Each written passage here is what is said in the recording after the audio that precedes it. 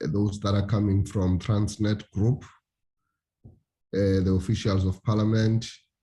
I take this opportunity to welcome all of you in today's meeting. Today is the 15th of June, 2022, and this is the eve of the June 16 Youth Holiday, celebrating the struggles that were waged by our youth in line with the emancipation of our country. I therefore want to take this opportunity to wish you a happy Youth Day, because I'm sure all of us tomorrow will be focused on that. The meeting is now duly opened, and today we consider mainly two items: the presentation that we are to receive from Transnet Group, as well as the consideration of the minutes of the previous meeting. Having said that, I have received the apologies from the Minister and the Deputy Minister. Today, the National Assembly has a three lineup, and therefore they are unable to join us in this meeting. We have received their apologies. I have not myself had an opportunity to meet with the Minister, and my office is busy trying to schedule a meeting so that we can have an audience to also raise some of the concerns which were raised by the honorable members. I'm processing that, and in the near future, I will be meeting with the Minister. I can guarantee that, so that I can highlight those matters. Members, the meeting is open, and I want to take this opportunity at this point to ask the officials of the committee to indicate the apologies that we might have received from other members just before this meeting began, or written messages that we received a few days ago. Amanda? Thank you, Chair. I have received three apologies: an apology of Honorable Abuskachni and Honorable Smith, as well as Honorable DeBrain. Thank you, Chair. Okay, thank you very much. Those are the three apologies that we are there any further? Yeah, Honorable yes. Chairperson. Yes, Honorable Modise. Yes, let me put an apology for Honorable Mamrobela. She is out of the country attending youth conference in Europe. Okay. I assume then, Honorable Modise, that there is no internet in Europe, so she is unable to connect virtually. Or maybe she's in a session. Thank you. Oh, I think she's in a session as we speak. Okay, thank you, Honorable Modise. That apology is noted. Thank you very much. Okay. Yebo, Honorable Mugause. Chairperson, I just want to point out something here before you take the point of apologies. Chairperson, it looks like it's a norm within the portfolio that you are holding, chairing this committee. And it's a norm in this committee, select committee, that the minister can just send an apology. There's no deputy minister who can stand in, and all is well. And we are made to accept these things. I don't know who said it's casting stone that if the minister is not there for a period of time, we as members can just accept and allow the department to continue with the business whilst the political head does not show any interest in the work of his own portfolio. Chairperson, it's wrong. And it's not for the first time that we are speaking about this. Secondly, Chairperson, it's extremely wrong for you to seek audience on our behalf as the select committee with the minister, requesting him to honor the appointment of the select committee. We need to hold him accountable, and it's our constitutional right to do so. He undermined us from the beginning of this term, and he's still doing that. So it's wrong. He needs to know that he accounts to this select committee, not to the chairperson of the select committee. So I object to your proposal that you are going to seek audience from the minister, for the minister to come, and it's not for you to beg him. He's compelled by the Constitution to come and account to us. It is not up to you, Chairperson. Honestly, we need to look into this. And I'm honestly putting it on the table to say, why do you have to accept the department to come alone without the minister? Recording in progress. Why?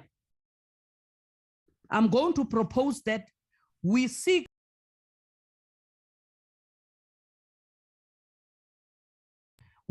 political representation for this from this department before this meeting starts, Chairperson. That will be my submission for now. Thank you. Thank you, Honorable Mukause, for that intervention. No, I note what you are saying, but as you recall, I'm not sure if you were present in the meeting where this matter was raised. And then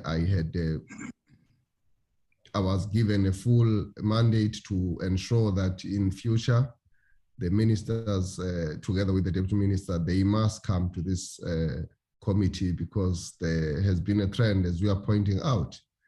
So it was in that context that I started a process as part of the handover of me as the new chairperson in this committee to engage with the department. So it is in that context. It's not like my own making that I decided on that. But I agree with the points that you are making because they were seriously raised from the very onset when I came through to this committee, that there's been a trend that the minister and the deputy are never here. And therefore we are pursuing the matter. We are not begging, we are correct that they are accountable here. We exercise oversight over their offices and their departments. So you are very much correct, but I don't want us to belabor the point because I am processing it, as I say, as part of the handover, and I'm going to ensure that we do that. Obviously, there has to be someone who actions the decisions that are taken by this committee. It is not something that we can all do all at once. So part of the processing of our decision is that I take the responsibility in ensuring that they get implemented to a point wherein what we expect to happen does happen. So I note that expression, Honorable Member. Chairperson. Arnold, you want to say something? I see Yes, you're already standing on the podium. Come again, Chairperson. Yeah, I see that you are already standing on the podium before I even recognize you. Yeah, good morning, Chairperson. And good morning also to the honorable members and then the officials that is present. No, Chairperson, I think we must take a stand here. Commissioner Makausi, who is also an honorable member here and part of the committee, is right. We can't continue like this. And we must not continue with this meeting without the political principles here. It's unacceptable. So I second the proposal that we must get the principals here, the deputy or the minister must come here with the department and account also. We can't continue like this, Chairperson. This is now your second meeting or third meeting, and they are not here. Okay. And no, we must keep them Chairperson. All right, no, I hear that you are seconding the motion. Members, there is a motion which is put a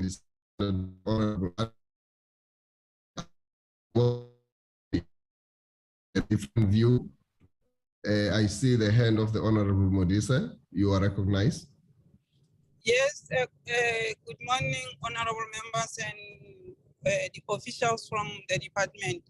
Honorable Chair, I agree. I know the point that the honorable members has raised, but today, because of like you said, it's a 3-line whip in the National Assembly, whereby all minister and the deputy minister are needed to be in the house. I would say for the last time, let's continue with the meeting in their absence. And we know very well from time to time, our deputy minister, when he is not committed, he is attending our committee. He's taking our committee very serious. I know that all the issues that members have raised, they are true. But please, I plead with honorable members to continue with the meeting of today.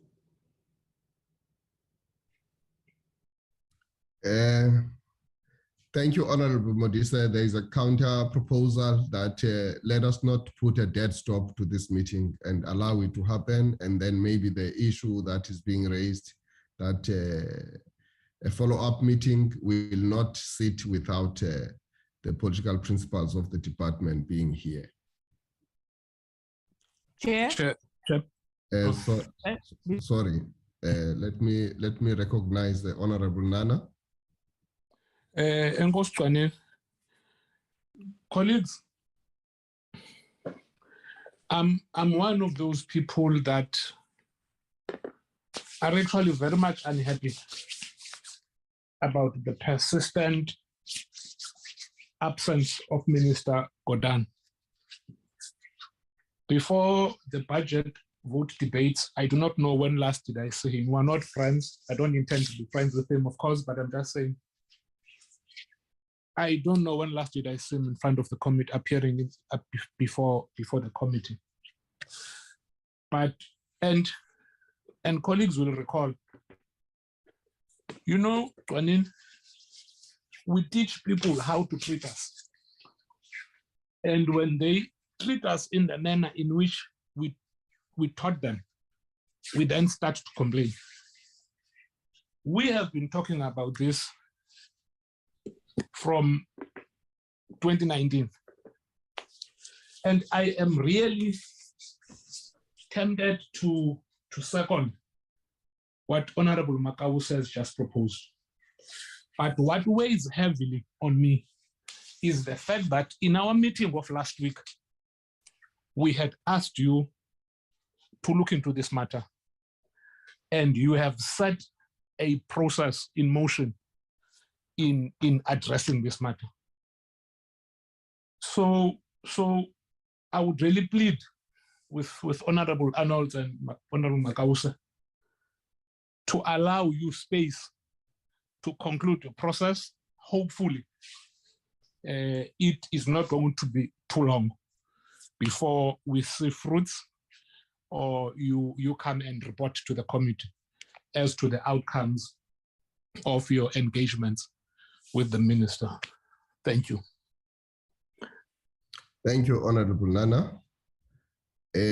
So, as it were, honorable members, we have the two motions, and the second motion goes back to the initial decision that we had taken, that we sort of start a process of engaging and ensuring that we take corrective measures, and we ensure that going forward, after we have processed that resolution, that this matter is corrected, and ensure that going forward, the minister or the deputy will always appear when we have this meeting, especially where we have said we expect them to come and make representation here. So I would plead with the members that it is not going to be too long. And I'm addressing this matter quite objectively because I represent the committee in doing this, and I represent the interests of the members. So I am myself as the chairperson in agreement, and I respect the resolution because I'm part of its making. And therefore we will take it to its logical conclusion. I don't want us to take much time to discuss this. And I had wished that perhaps we would have discussed it in camera, but it's fine. There's nothing that we're hiding about what we are talking about. We will take it forward. And I am sure that in the next meeting, I will be giving you a progress report. I will not wait until the matter is concluded, but I will give you progress report. So that should be telling that already the process is in motion, and therefore I will be in a position to give you progress report. Whether it's positive or negative, I'll come back to you members and tell you exactly what is obtaining. Can we agree with that? Yes, Honorable Mkausa. Chairperson, in as much as you have agreed in the previous meeting where I was not present, that you are going to seek audience from the ministry. But I want to rightfully point out, Chairperson, that this is not starting now. And I want to ask you and Honorable Modise, if you allow these ministries that you are chairing to undermine us, they are not going to undermine the EFF, they are going to undermine the ANC, which is chairing this committee. Now, I want them to know and understand that we are not the type of people who take kindly when people undermine us. We hold people accountable, irrespective of their position within the government of South Africa this term.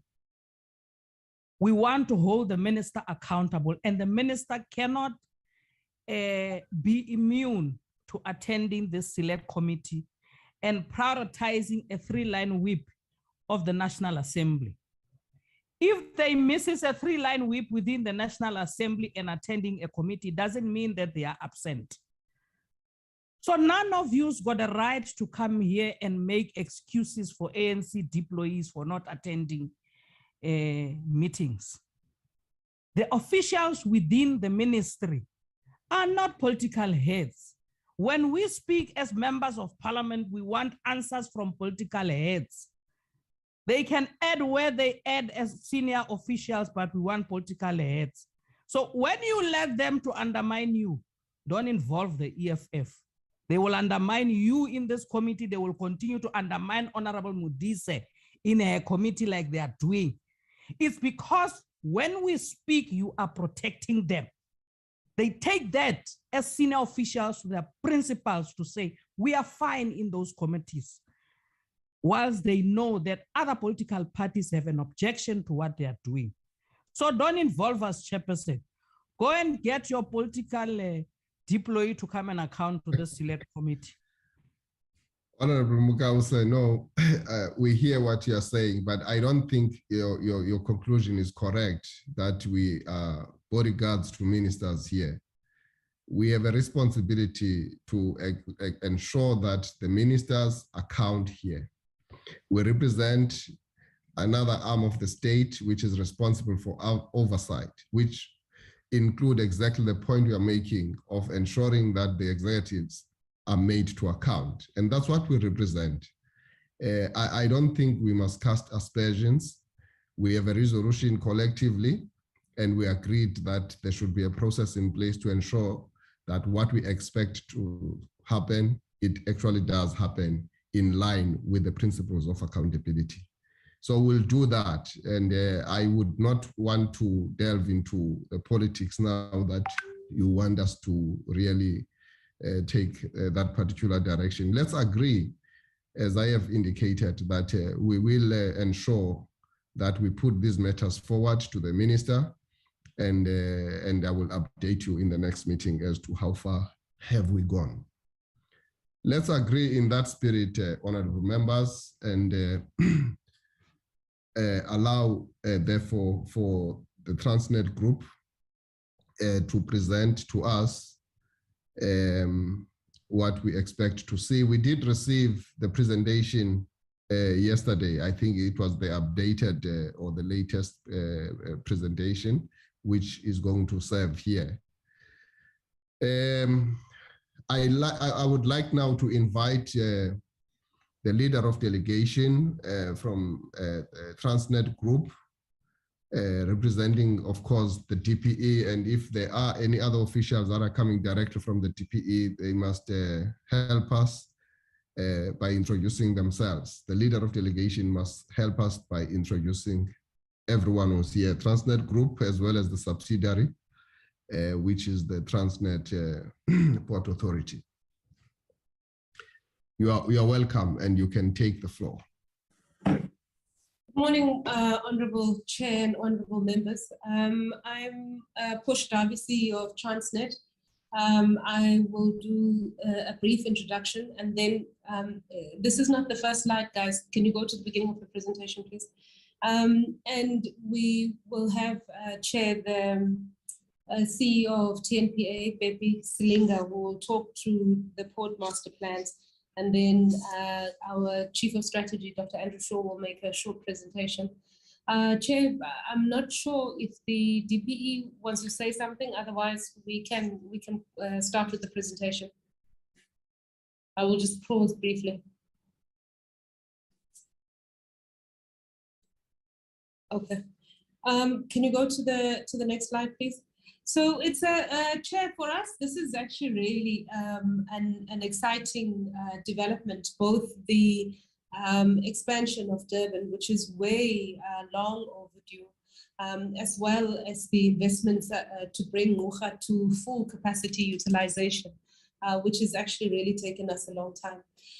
You know, when you consider the fact that the design of the Port of Durban and its capacity was fundamentally set in 1963, when way before, I mean, if you think of industrial activity in South Africa, probably the most active sectors at the time were autos manufacturing. In fact, the terminal that you see on the left-hand side is pretty much what we still have till today. You know, one of the things that when you look at the positioning of Port of Durban, which is the hub port and probably the second largest and most busy port on the continent, to have remained exactly at this stage is, I think, quite unfortunate.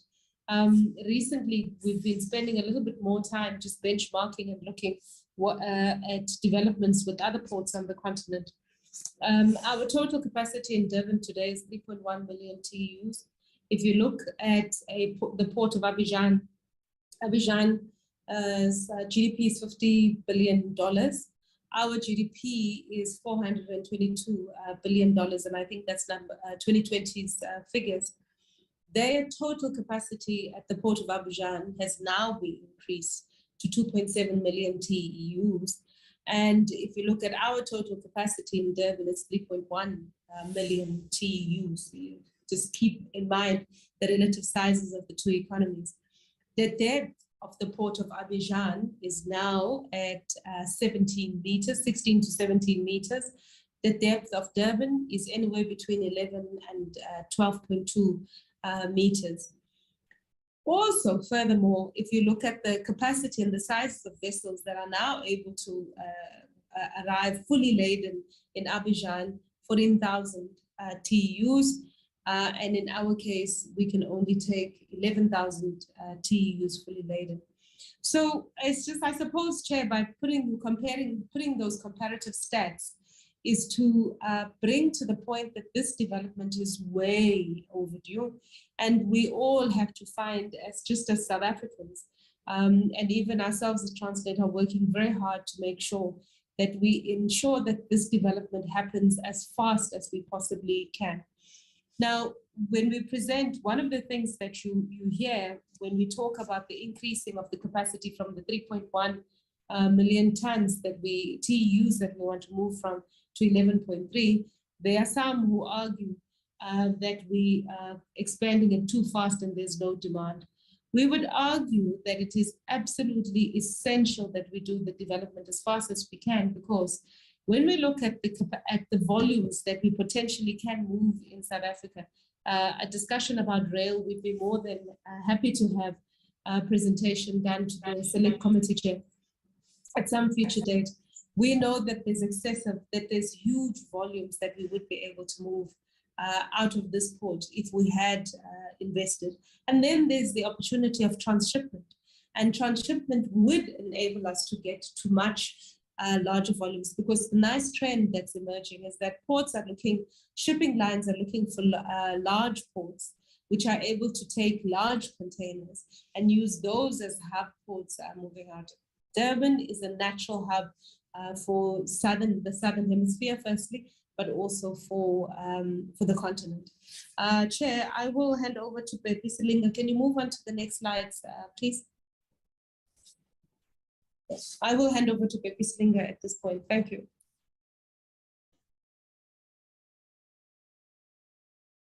Good morning, Chair.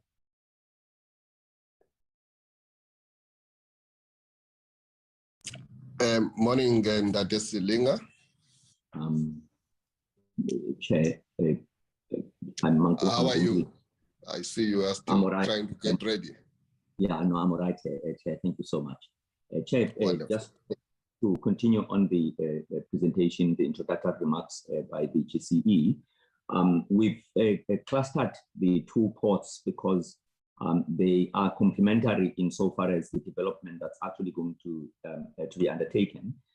Insofar as the Port of Durban is concerned, being, if you like, the hub, the container, I would say the real deal in the South African port system, to the extent that it contributes significantly, close to just above 40% of our revenue and basic economic activity.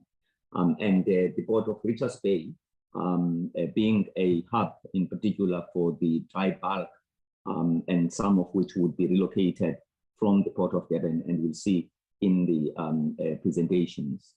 And lastly, we have at the moment a base, South African Navy base in the Port of Durban, in the Salisbury Island, and the intention is to then relocate that to the Port of Richards Bay, which obviously would also help insofar as locating that security capability at the entrance of the coastal part of our country, and maintain a satellite station at the Port of Durban as the economic hub.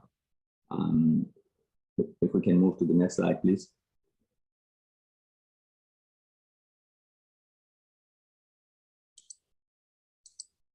Can we move to the next slide? Yes. And that particular slide, Chair, reflects Durban as it currently exists.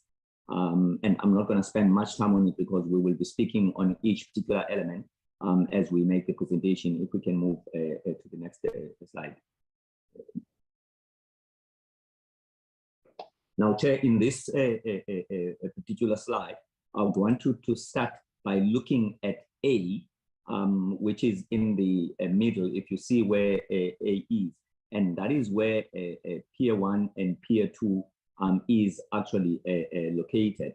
And in particular, there's a process for Pier 2, which is an invitation for a private sector partner to actually partner the current terminal operator there, which is Transnet Port Terminals. And then if you look at B, which is not, you would see that that's where the eThekwini, and I don't know if we can move the cursor from a presentation point of view, that's where the eThekwini yacht basin is actually concerned. And we then, at the entrance of the port, which is number 1, Chair, on the right-hand side, that's where the cruise terminal, that facility has been completed. It has been built over a period of about 3 years, was at some stage affected by the COVID shutdown, but it is completed. And then we move to number 2, Chair, which is the automotive terminal. This is one of the developments that is meant to be expanded, and it's going to require a lot of configuration of the existing footprint, including connecting with a portion of land that is currently outside the port as it actually stands. And if we then move, Chair, to the next thing, which would be in this particular instance, the container terminal. Can we move to number 4, container terminal, which is where the 1.8 TEUs. This is a Chair. We've gone out again on a PSP on that particular development with a view of increasing that particular capacity at point. And this is one of the first developments that we actually undertaking. And if we move to the MPT, the multi-purpose number 5, which is on the left-hand, bottom left-hand side. And that particular development would be the next program that would actually follow, Chair. And you then move to number 6, which is where Pier 2 is actually located.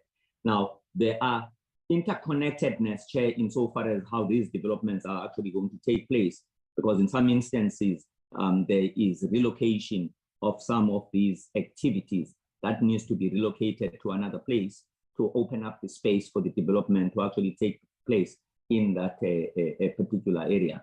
And then number 7, being also the SACD site, which would also be number 7, which is at the bottom, which is would also be used for a container storage. At the moment, there's a current tenant in there, and the timing of that relocation would obviously be at a time when that lease agreement has also run its head. And number 8, which is at the bottom left, we have the main entrance to what I would call the liquid bulk heartland of the Port of Durban, as well as Pier 1 and Pier 2, which is through a road which is called the Bayhead Road. It is that road or access road that was in fact cut off during the around Easter floods. And there's a need to actually upgrade that particular road, de-risk it by creating alternatives in the event that a particular carriageway is adversely affected, so that we maintain constant accessibility of the port or to the port under whatever circumstances that may actually arise. And the 9th one, Chair, which is at the top, is the Maiden Wharf channel deepening. One of the points that the GCE alluded to is the sizes of the vessels that this port is capable of accommodating. Not only do we need to deepen it, both at berth, but also the approach channel, so that we are able to get the vessels of sufficient capacity. As we stand at the moment, Chair, in some instances, the vessels would come heavy laden to the port, and they must offload first at the Pier 1 and Pier 2 before they can actually go to Maiden Wharf because of the draft in that particular channel. So that's one of the common user infrastructure that in fact needs to be broadened as well as deepened so that we can take the bigger vessels. And if we go to number 10, which is the dry dock, the dry dock, Chair, is where we basically take care and repair and maintain the vessels that when they have come to the Port of Durban and they require some tender care. It's a critical function to the extent that it's a value-add service that the ports give, which enables the ports to put a time that they would be in a port, a productive time, so that when it actually leaves, it doesn't have to stop elsewhere where it would actually be receiving that particular tender care. And the last one, and I'm just going to be jumping to the Navy side, the Salisbury, which is number 12. So what we're hoping, which is on the entrance on the left-hand side, what we're hoping to do, Chair, or intending to do, is to relocate around number 15, which is where the current naval base is actually located.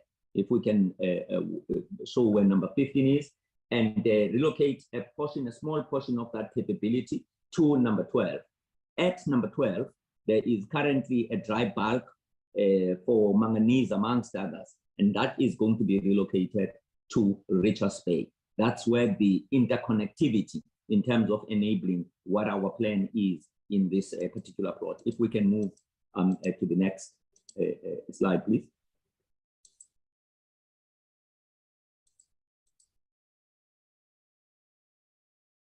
And we come back, Chair, just to emphasize at the entrance of the port on the right-hand side, these two, this particular precinct, and it's adjacent to the port residential development. A is the cruise terminal that has just been constructed, and B is the point container terminal. And you can see the shaded, the orange, the shaded orange, that's the existing footprint, and the broadened one with the simulated vessels. The bigger one, it would be the expansion that would enable us to take that particular capacity to 1.8. And C is where the automotive terminal is actually going to be located. Can we move to the next slide, please?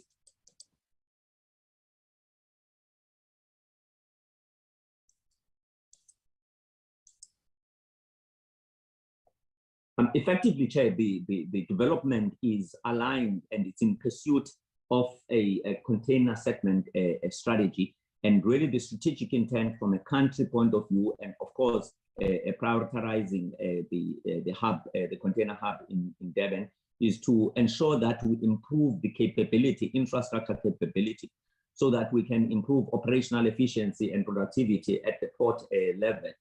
And to the extent that that should enhance and improve commercial performance and engender a sense of maritime connectivity.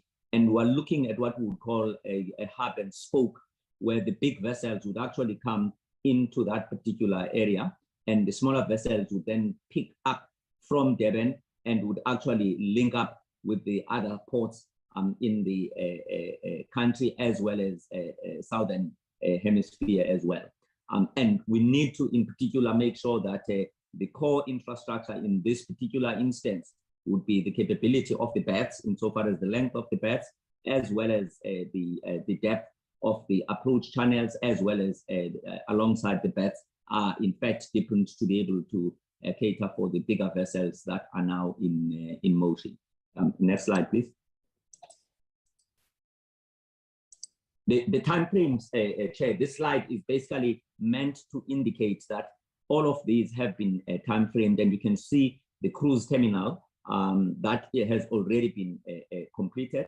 Of course, the critical function first and foremost, which is stipulated in terms of the legislation, is the approval of the port master plan, which needs to be tabled in front of the both the Port Consultative Committee, which is a statutory body in terms of the Act, as well as the National Port Consultative Committee, which has the duty of recommending to the Minister for the Department of Transport.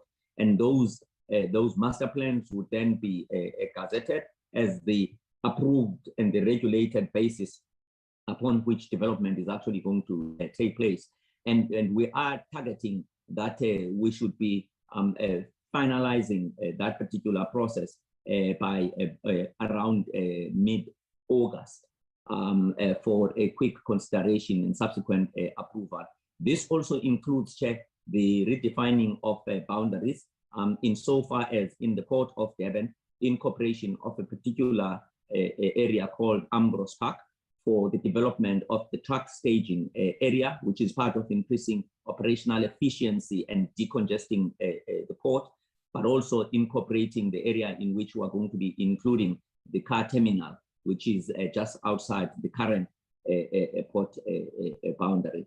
And of course, we've indicated that the request for information had already gone out.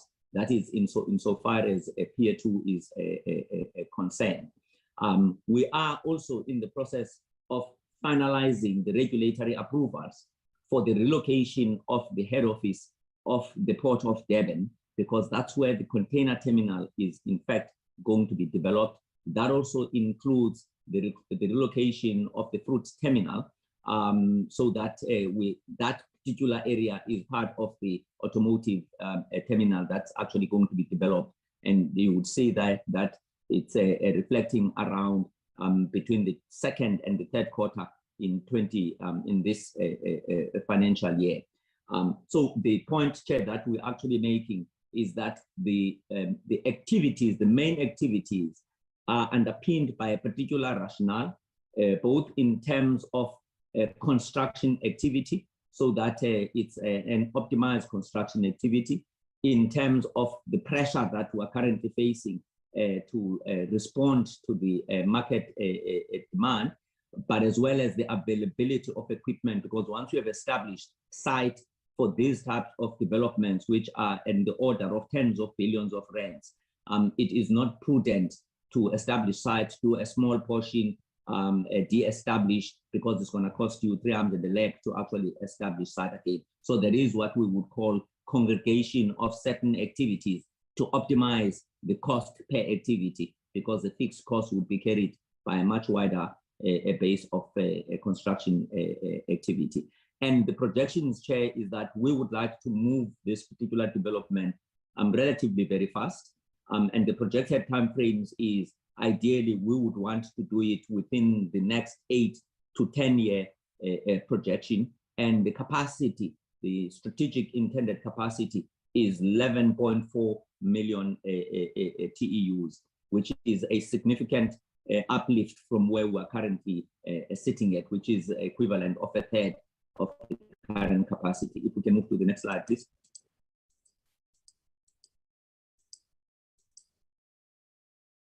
And we've already covered this particular one, Chair, and as part of the decongestion, part of the reimagining of the Port of Durban is to enhance its linkages with the rest of that particular basin, what we would call the eThekwini Basin, and in particular, Cato Ridge, insofar as that particular area also presenting opportunities. This is along the N3 between Durban and Pietermaritzburg, which is right up at the top of the ridge, which acts at the moment as a truck staging area, and containers as well that are actually being, in some instances, stacked in there.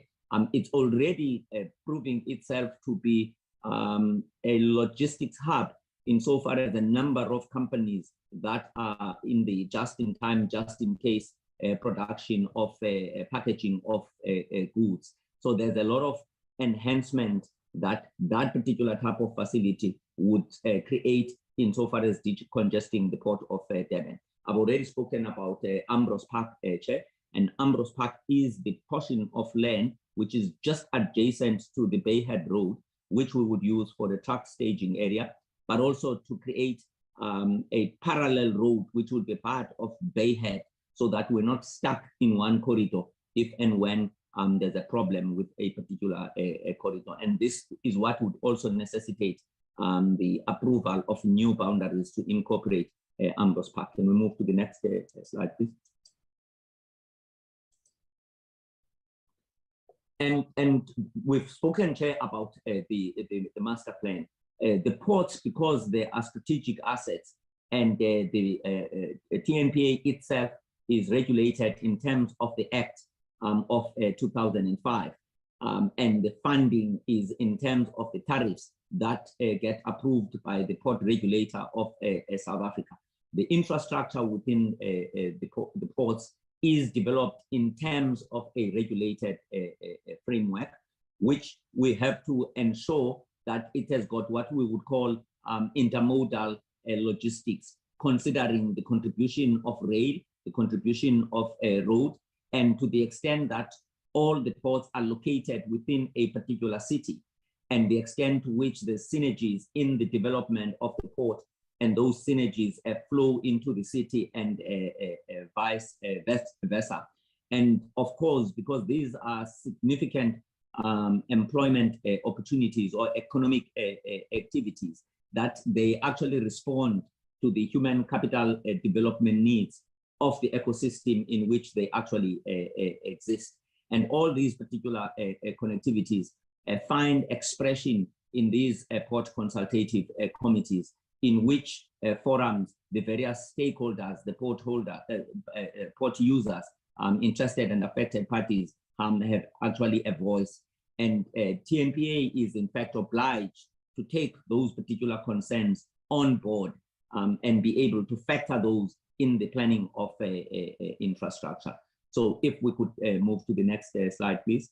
And in that particular development, Chair, the strategic approach that has actually been adopted is to ensure that in the process, the private sector players are brought in a manner and pace that they are able to mitigate against those areas which the public sector might not necessarily have the best strength to be able to operate in those particular areas. And so we are in a big drive to actually activate the private sector interest in taking these particular opportunities. And we're doing that by the provision of the basic economic infrastructure, or what we would consider to be common user infrastructure, so that we ensure at any time common user access to any party that in fact wants to use that particular infrastructure. And this particular picture, Chair, is the picture of Richards Bay. And we indicated that we would be relocating the dry bulk, which actually comes from the eastern side of the port entrance, to the extent that we're also going to be relocating the naval base. And the naval base, Chair, is going to be relocated to Naval Island. And I don't know if the CASA could move to Naval Island, as well as the Pelican Island, those two islands. That's where we're going to be accommodating the naval base. And later on, the slide would depict some of the development. We're also going to be, to the extent that we're also going to be impacting on Island View, which is on the left-hand side in the Port of Durban, and some of those particular elements would actually be relocating to this particular port, which would be just next to the coal terminal. And if we can go to the next slide, we should be showing. And for the Port of Richards Bay, Chair, we also have got a particular project. We went out on an RFP about three months or so for an LNG project, which would be in number 10. If you can just take the CASA in number 10, which is in the center, just in the center of the, that's where the LNG station is going to be. It's just next to where the coal terminal is in fact located. And in that particular cluster, Chair, you'd see, if we just go just a little bit south, 9B, which is where the liquid bulk precinct in particular is going to be. So this is the area, Chair, in which from a gas complex point of view, we would be looking at concentrating in that area. And we would recall that both the Port of Richards Bay, as well as the Port of Ngqurha and the Port of Saldanha are the three projects or the three ports that are earmarked for floating solutions, temporal solutions, which would be gas-fired powered generation. And Richards Bay is earmarked as a major hub with the already existing demand from industry for the gas as a product and the already existing connectivity in terms of the pipe that are connecting Richards Bay to the rest of the economy. If we can move to the next slide.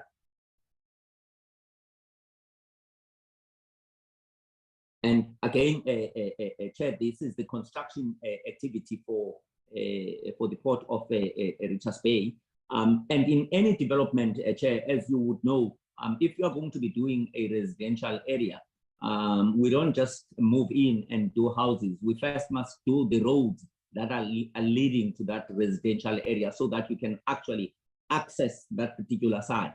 And you make absolutely sure that the bulk services, so it will just be both connectivity in terms of a utility. So the roads would need to be enhanced, the rail capacity would need to be increased as well to complement the strategy of moving from road to rail. If we currently think about the Port of Durban at the moment, having the capacity that we talk about, which is a third of 11.4 million.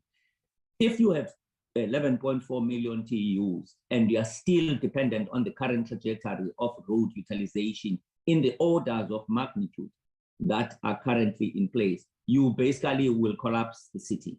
So the concept of moving cargo from roads to rail is a strategic necessity, and to the extent that it would pose what I would consider to be an existential crisis for the port from an effectiveness and efficiency point of view, because you would effectively have a complete gridlock. The same is already confronting us in Richards Bay. If you go to the port of Richards Bay, you will see the trucks that park on the road as they are actually coming to drop the bulk material over there. And it's quite evident that the port itself and the development of the city and the planning, that integrated planning that ought to have taken place did not happen to the extent that it actually could have.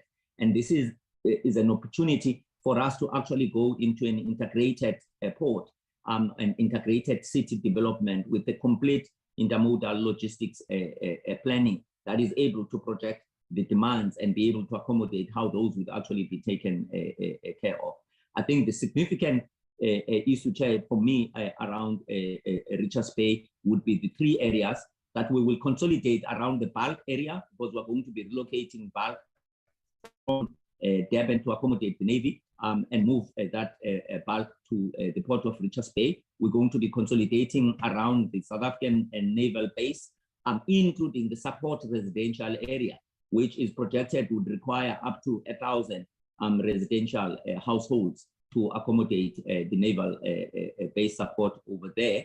We're also consolidating around the liquid bulk infrastructure, including a gas-fired power station in there. And the bags would then need, in around the South Dunes, would need to be adjusted and fitted for that particular purpose. And the last one that is also being planned is to actually get a private sector interest for the development and the operation of a dry dock, to the extent that that port as well would have the requisite capacity to sustain a dry dock. Next slide, please. Next slide, please.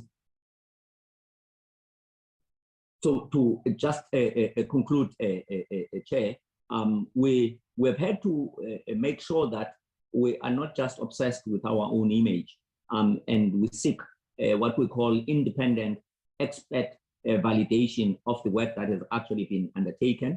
And that work has been done by a range of professional companies in partnership with the World Bank. And that work is projected to see its end at the end of July. We get periodic reports and we do reality check on some of the work that we've already done.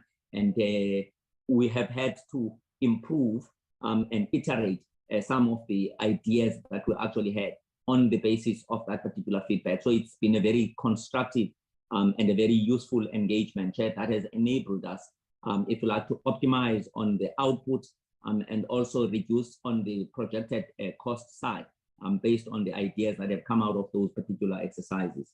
We also have to go through a detailed consultation process. Earlier on, there was a thought that around the Island View corridor, there might be a need to dig out the Island View. It's now become apparent that we can, in fact, minimize digging of the Island View. And that's also a product of the extensive consultations that have actually taken place. So we would be going back again to the stakeholders, and ultimately that process would find ultimate conclusion in the National Port Consultative Committee, and after which it would then submit to the Minister of Transport. There are at the moment current concerns, Chair, around Maiden Wharf. Maiden Wharf, that's where the bulk of the agricultural products are actually coming through, and a variety of other products that come through, whether it's fertilizer or sugar or maize, they actually come through Maiden Wharf. And we've got a whole range of concerns. And that particular area, as you might be aware, does not enjoy if you like, a protection or security separation from the rest of the city. Whilst that might promote integration, but it's got its own serious limitations to the extent that when you actually need to secure it, you don't know where to start and where to finish, because it's currently not configured for us to be able to secure it. And secondly, the state of the roads, the coastal road just behind Maiden Wharf, not only is it full of trucks that are parked on the road at any point in time, sometimes up to 300 trucks.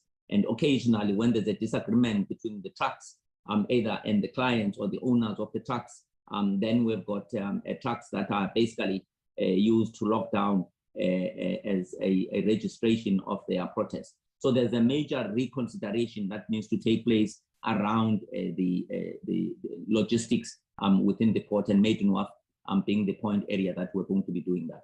Next slide, please. If we might then move Chair to the escape cluster. So from a focus point of view, we have subdivided the port system, and we've got 8 ports. We've divided the commercial ports, 8 ports, but in fact there's the 9th port, which is managed and operated by De Beers. Of the ports, 8 ports that we're looking after as the Transnet National Port Authority, we've clustered them into 3 areas. The eastern ports, which is Richards Bay and the port of Durban. And then we've got the port of East London, the 2 ports in Gqeberha, as well as the ports in the Western Cape, Mossel Bay, the port of Cape Town, and the port of Saldanha. And we've got a variety of projects, Chair, in the port in Gqeberha. And I'm just going to quickly run through the first project, which is a significant project, is that of a manganese terminal, storage terminal that is actually being developed in the port of Ngqurha. And the idea, Chair, is to increase the capability of this particular channel to 16 million tons. The idea ultimately would be to consolidate ports into specialized cargo, so that we know if we're talking about fruit and citrus type of products, Cape Town would be our main port that would be looking at it. Doesn't mean that nothing will be going to other ports, but we would know that that's our best foot forward. And if we're talking about export of iron ore, Saldanha being our best foot forward. And insofar as manganese is concerned, the proposition would be both the port of Ngqurha and the port that is being looked at in the West Coast, which will currently use the term the port of Bokubai, as the 2 ports that would be dominating in the manganese field. So we have to do a storage facility, and the projections is that that particular port in the next, rather terminal in the next 5 years should be in operation. We currently have got a lot of work. It had gone out on an RFI. It's just about to go out on an RFP so that it can be adjudicated and a build contract would be awarded. It's significant, Chair, in the order that we're talking about billions of rands, certainly above 7 or 8 billion rands. And the second project that we're actually looking at is the port of Ngqurha. It's the latest container terminal, which is completely underutilized.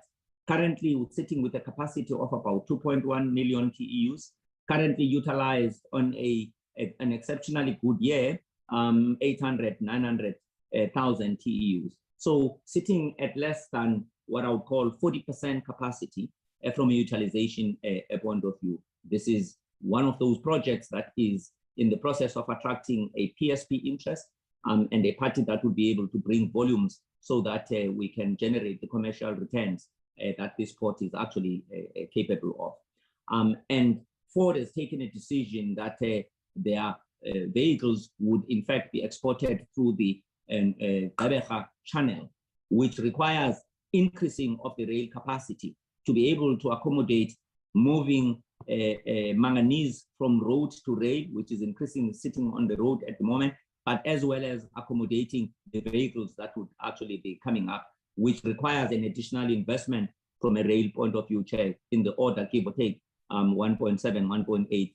a billion rands. And this particular project necessitates that we concentrate the existing port in Ngqurha, in particular, what is legislated as the port of Port Elizabeth, focus it on being an automotive hub, but as well as being a hospitality port. And that requires that we relocate the liquid bulk tanks that are currently existing there, as well as the manganese terminal. So there's a major reconfiguration of that particular port that would enable a waterfront type of a development, concentration of an auto terminal as well, and relocate the manganese that's going through that particular channel, relocate it to the port of Ngqurha. If we can move on to the thing. And insofar as East London is concerned, we've got a few projects that we have to drive, and one of those particular projects is to focus on the silos that are there. Historically, the port of East London was an agricultural port, over and above being what I would call a ship repair, the smaller vessels ship repair, as well as an auto terminal servicing Mercedes-Benz. So there's a great focus in ensuring that that particular port, we create a much deeper channel to enable bigger vessels to actually come in, ensure that we reinvest in the capability to handle the agricultural products, and get those silos back commissioned for trading in maize. It's already a port that is in fact exporting animals as well. So there is an economic activity. But over and above that, it's also got the capability to be able to export any of the bulk material that might be surplus in other ports. The railway line that links East London has got a lot of slots that are currently underutilized, and therefore would be an efficient throughput channel for any surplus material that otherwise would have been exported through another port. Next one. And we've already spoken about this particular slide, and you'd see the slightly yellow, close to there. That's where the manganese storage facility is, Chair. And we would obviously have to connect with the port itself, the Port of Ngqurha, using a conveyor belt. And the next slide, hopefully, Chair, would actually be indicating the types of projects that can we move to the next slide, that in the Port of Ngqurha. And one of the projects in the Port of Ngqurha, Chair, that are very attractive would be the gas infrastructure that needs to be put in place. You'd recall that earlier on I mentioned that it's one of the 3 ports in which the gas projects, both the temporal solution of a floating storage regasification units that would need to be located in there, and then obviously ultimately moved to being plugged to the substations that would be in the area. On your left-hand side is the container terminal that I was actually talking about, and the theoretical capacity that we actually talked about, which is 2 million, and you can see the extent to which it is currently underutilized, hence that PSP that we were speaking about, Chen. And the middle in the central precinct, that would be the C series, that's where manganese is exported, those simulated 2 vessels over there. And then on the other side of that finger would in fact be liquid, on the left-hand side, on the same, on the finger, the finger, the middle, in the middle, that one. But the right-hand side in the, that's where the liquid products would actually be located, as well as on the eastern side, including the gas projects. Next slide.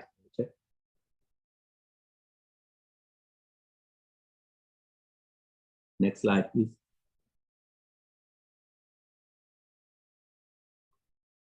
And this would be just indicating, Chair, where the particular projects are actually located. If you start on the right-hand side, Chair, that would be, you see that there's a vessel which says has got a LNG terminal. So that would be the stationary vessel for the temporal solution, which would be a floating storage solution. And a mobile solution would come, a tanker would actually come, and that tanker would actually be bringing in the product. It would go into that particular standing vessel, it would be converted, and it would be taken by a particular pipeline, and it would be transferred to the next vessel, which has got an arrow which says a liquid bulk bed. And initially that floating product would be a power ship, and it would generate power, and then it would have cables that are running to a substation, which are located in the particular area. And you see the tanks on the right-hand side here, and those are tanks that one for the storage of the liquid, so that it's a balancing tank. You're not dependent on the storage which will be in the vessel because the demand and supply might be fluctuating. So you need the balancing tank so that you are able to cope with peak periods, but also store when you have got supply and the demand is low. And as you move towards your left-hand side, you'll see where the tank farm is. That's where the connectivity between these two ports in the Ngqurha precinct, because we will be relocating the liquid bulk tanks that have been in the port of Port Elizabeth for the past 60, 70 years. And those will be relocated to that particular precinct. And if you move towards the left-hand side here, you'll see an arrow which indicates where the conveyor belt is. And that conveyor belt would be the one that will be taking the product from the Manganese Storage, which is behind there at the far back, and it would be taking it to the C-series berth, which is the finger jetty and inside the port precinct. Next slide, please.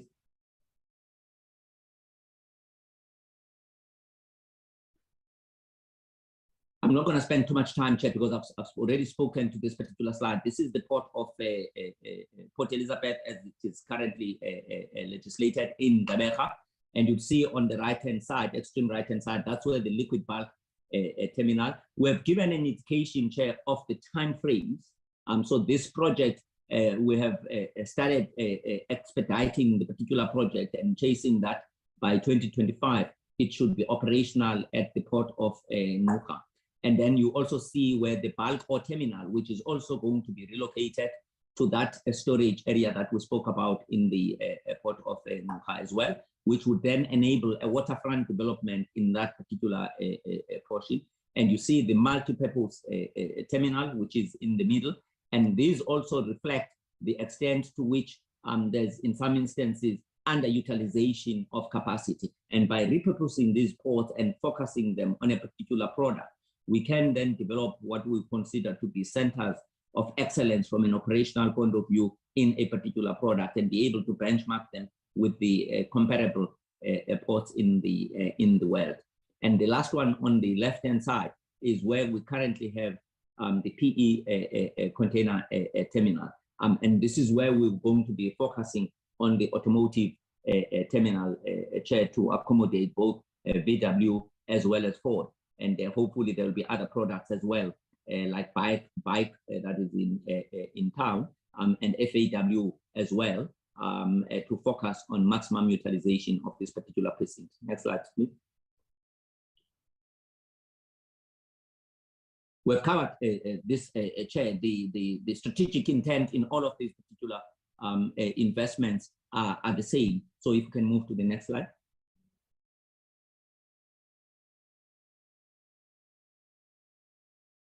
We've already spoken about this particular project, Chair, which is the Ngqurha Manganese expansion project, and it gives you a sense of what would be happening. That includes putting the appropriate equipment, Chair, so that you can load onto the vessels relatively very quickly, so that we reduce the turnaround time.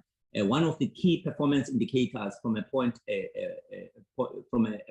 point of view is what is called a ship turnaround time, which is the time that it actually takes from the time that the vessel crosses the breakwater coming inside to being tied at berth, being worked on by the appropriate terminal operator, the ropes being loosened, and the tugs being available to actually take that vessel out. And at the moment, we are lagging behind the international best practice by a significant mile. So part of that, to the extent that it's possible, it's also putting the appropriate equipment and automating where we actually can, so that we can increase the operational efficiency and effectiveness throughout the port system.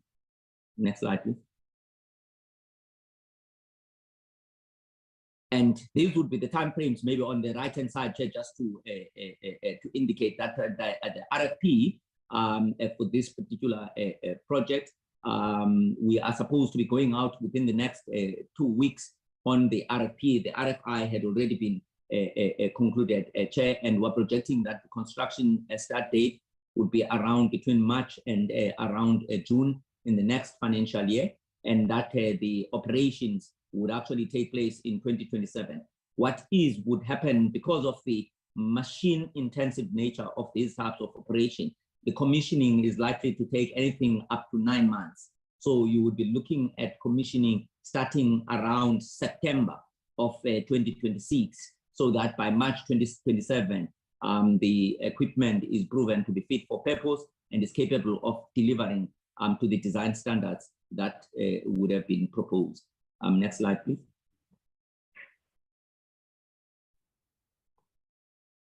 The Ngqurha rail capacity, Chair, we've already spoken about that, and you can see the timeframes on the bottom right. Project teams have already been set up. There's currently work that is underway to package the project for financing, if you like, opportunities, because the nature of the finance that is required is such that we wouldn't always be able to take all of these into the balance sheet. Construction projected to start around March 2023, and again being able to accommodate, and because it must align with the functionality of the Manganese Storage facility. And we would recall, Chair, that the Ford export contract is actually chasing the financial year 24-25. So by then, we must be able to accommodate both the autos that will be on the rail capacity, but as well as the manganese that would need to be able to utilize the capacity of the storage facility, which would be a significant increase from the current loads of give or take around 9 million tons that are coming through the Tmpa channel. Next slide, please. We've spoken, Chair, already about the gas import facility, and I'm not going to spend much time. You can see the vessel on the right-hand side. And please, we apologize for the names. We should have removed them. It's a simulation of the solution where the tankers would actually come and the floating storage regasification unit would offload to a vessel. And you can see a small line below that arrow. That is the pipeline that actually goes to the power ship. It goes alongside the breakwater, and it actually turns back to the power ship. You then generate power from the power ship as a temporal solution, and then there would be lines that are going to the substations that are located in adjacent. That would be for the temporal solution. And of course, once you have done the full solution, you would have to have a permanent station, a terminal, a gas terminal, which would then have the balancing tanks outside, and then of course links then to the substation and ultimately to the grid. Next slide, please. Again, the timeframes for this particular project in Richards Bay, Chair, you recall that we mentioned that we'd actually gone out, and that particular bid was closed in April. We are still on stream to be going out on the RFP in July this particular year. We're running a little bit ahead of what we thought might be a late start. And the target being by 2023, 2024, that particular terminal should actually be open. In the precinct of Ngqurha, we've got a joint development agreement, we've got a joint development agreement between the National Port Authority or Transnet, Central Energy Fund, which is developing a particular project for the gas-fired power station, which was part of the IPP project. That was approved by national government. Next slide, please.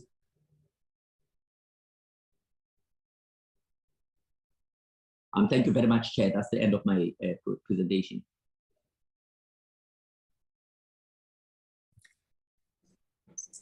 Good morning, Chairperson and honourable members.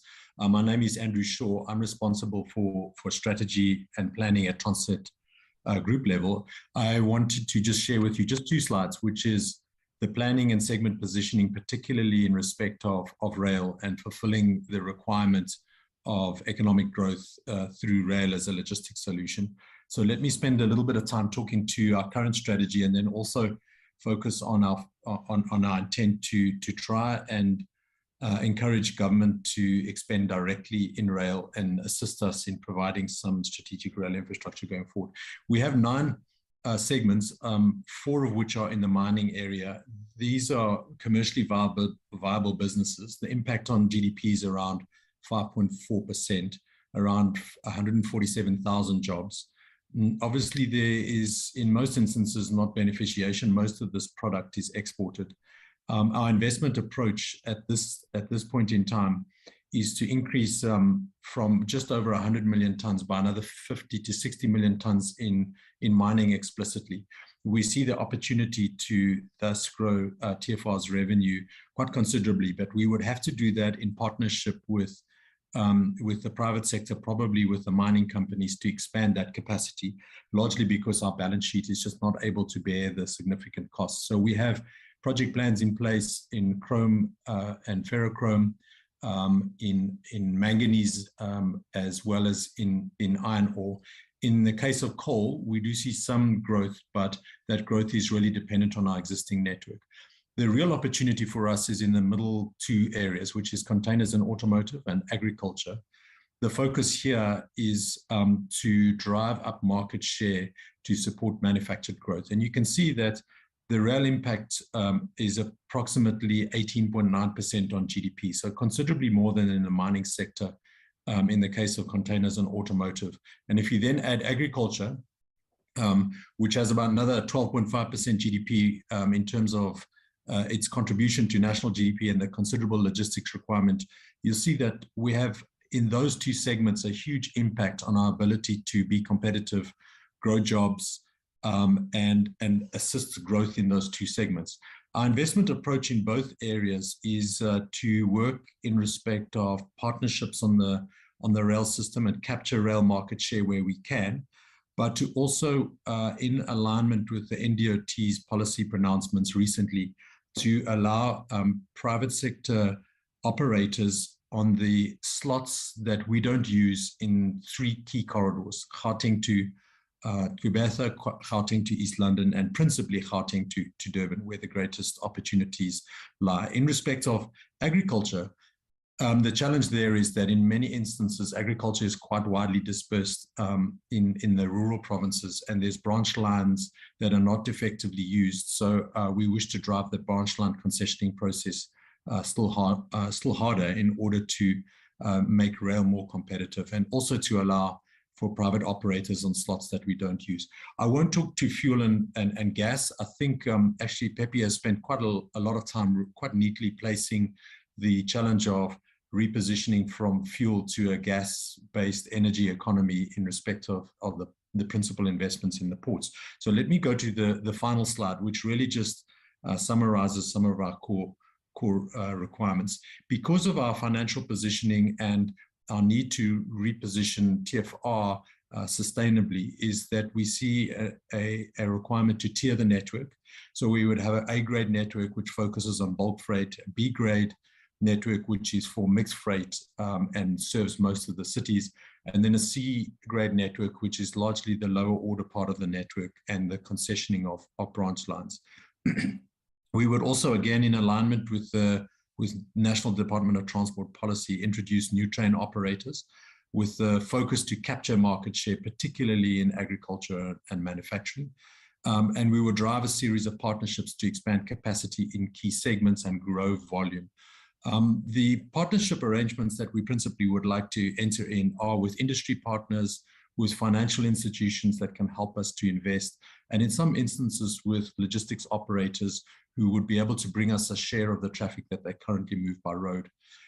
What is key, though, to note is the last point, which is allowed for with respect to the new government policy around rail, but is to seek additional grant funding from government for rail infrastructure expansion and modernization. And we benchmark ourselves to the quite considerable government funding for road infrastructure, which competes directly against us particularly for mixed traffic.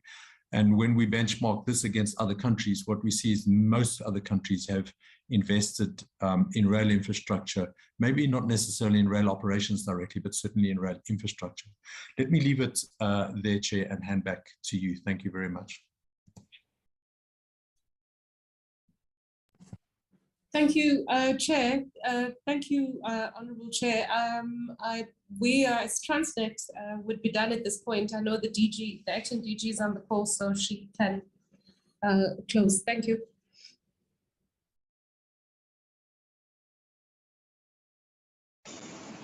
Thank you very much, Ms. Portia and your team for this presentation. I am now going to put it to the members to engage with it by way of raising questions and clarity-seeking questions, as well as the comments on the presentation. Thank you for that elaborate presentation. Members, can you now kindly indicate by way of raising hands, and then we take it from there.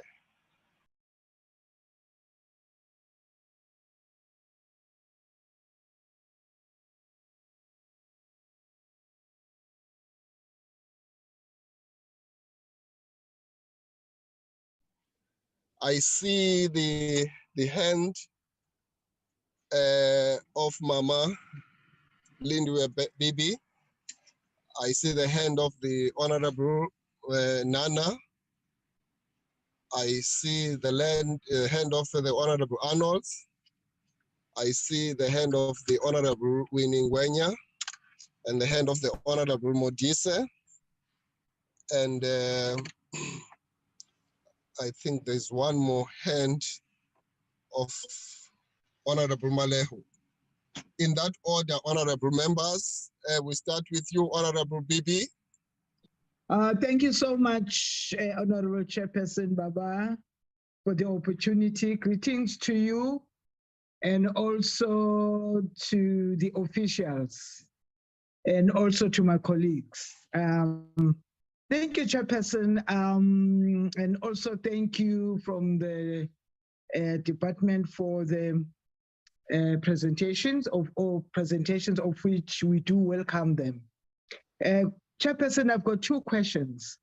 And the first one will be looking at the global economic outlook, especially the impact of the COVID-19 on commodities. Now, do you think it's worthwhile to invest in port infrastructure right now with no immediate returns on investments? And the second question, Chairperson, will be, what is your gearing ratio so that as members of this committee, we can have an idea of how much you can still borrow from the market and how strong is your balance sheet? Those are the two questions, Chairperson. Thank you very much for the opportunity.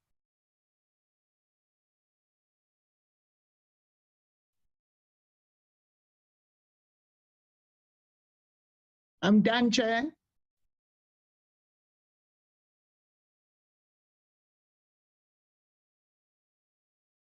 I'm done, Chairperson.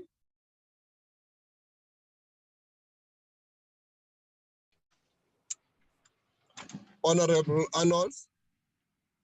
Yes, Chairperson General.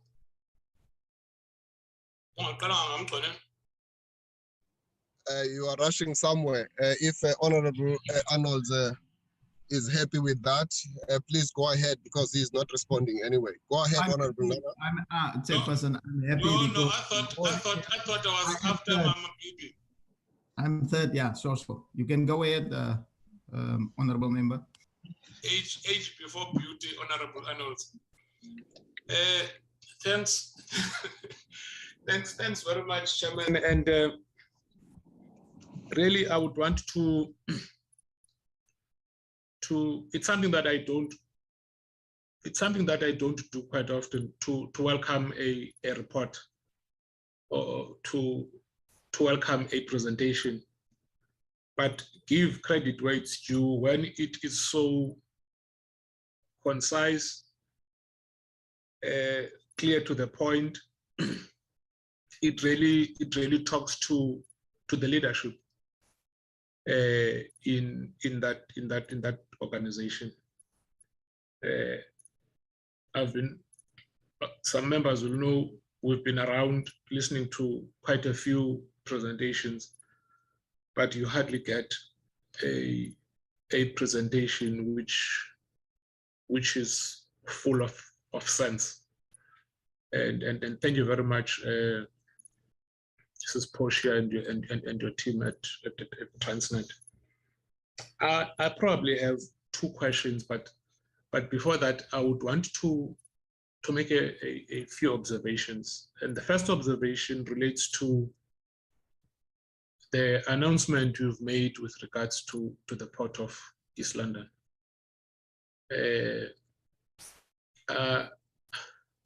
I am pleased that despite not so much work planned for the immediate future, at least Port of East London is well within your radar. You've got plans for that port, which I quite frankly think it has got enormous potential, and it can provide much needed economic activity in support of Mercedes-Benz to make that port a lot more busier and active. So I truly accept that. I mean, I welcome that. The second comment that I would want to make, Chairman, is with regards to Port St. John's. 2 years ago, if it wasn't last year, I did raise a question about Port St. John's, which again I think has got enormous potential, and it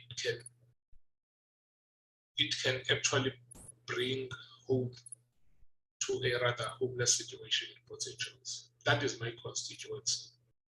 The situation is not so good, and something has got to be done.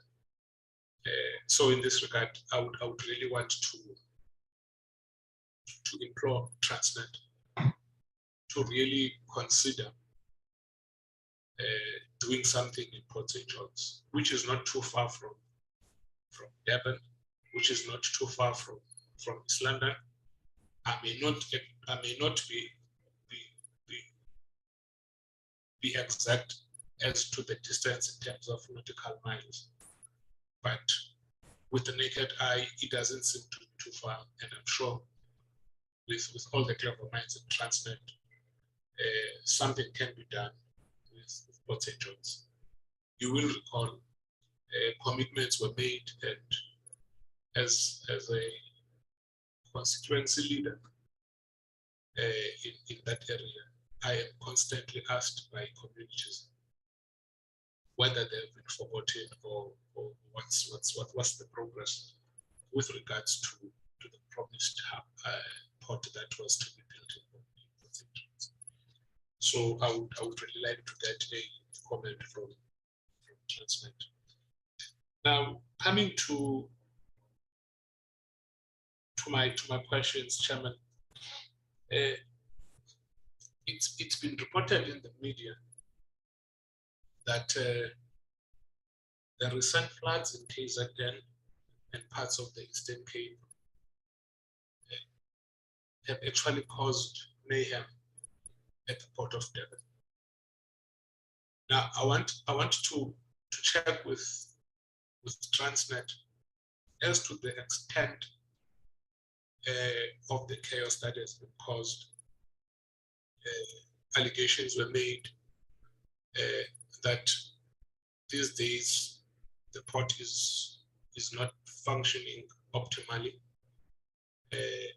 I would really want to check to what extent has the floods negatively impacted the infrastructure of the port? To what extent has the floods negatively impacted the expansion plans? And lastly, to what extent has this negatively impacted business confidence in the port of Durban?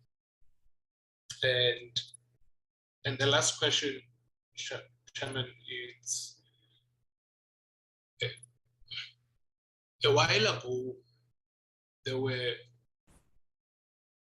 environmental groupings that were actually opposed to the expansion plans, citing the negative impact that the expansion will have in the environment. In the Port of Durban, there is some species, I just forgot which species, there is some species that found permanent residence in the Port of Durban, and the expansion really threatened the existence of that species. To what extent has Transnet been engaging with these groupings, and have you guys found one another so far as protecting the species in the Port of Durban?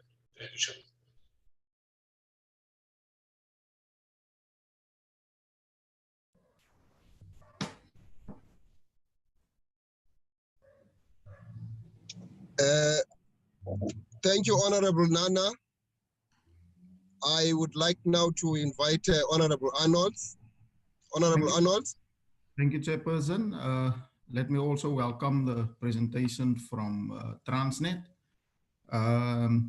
Yes, Chairperson, the country's ports and terminals are key engines for economic growth. And as a committee, we all agree that Transnet must get their house in order, and they must work hard to ensure that the development happened very fast, because they are responsible for safe, effective, and economically efficient functioning of our national port system. There is a need, Chairperson, for massive structural changes because it reflects negative on the country that we have 4 of the worst ports in the world in terms of operational efficiency.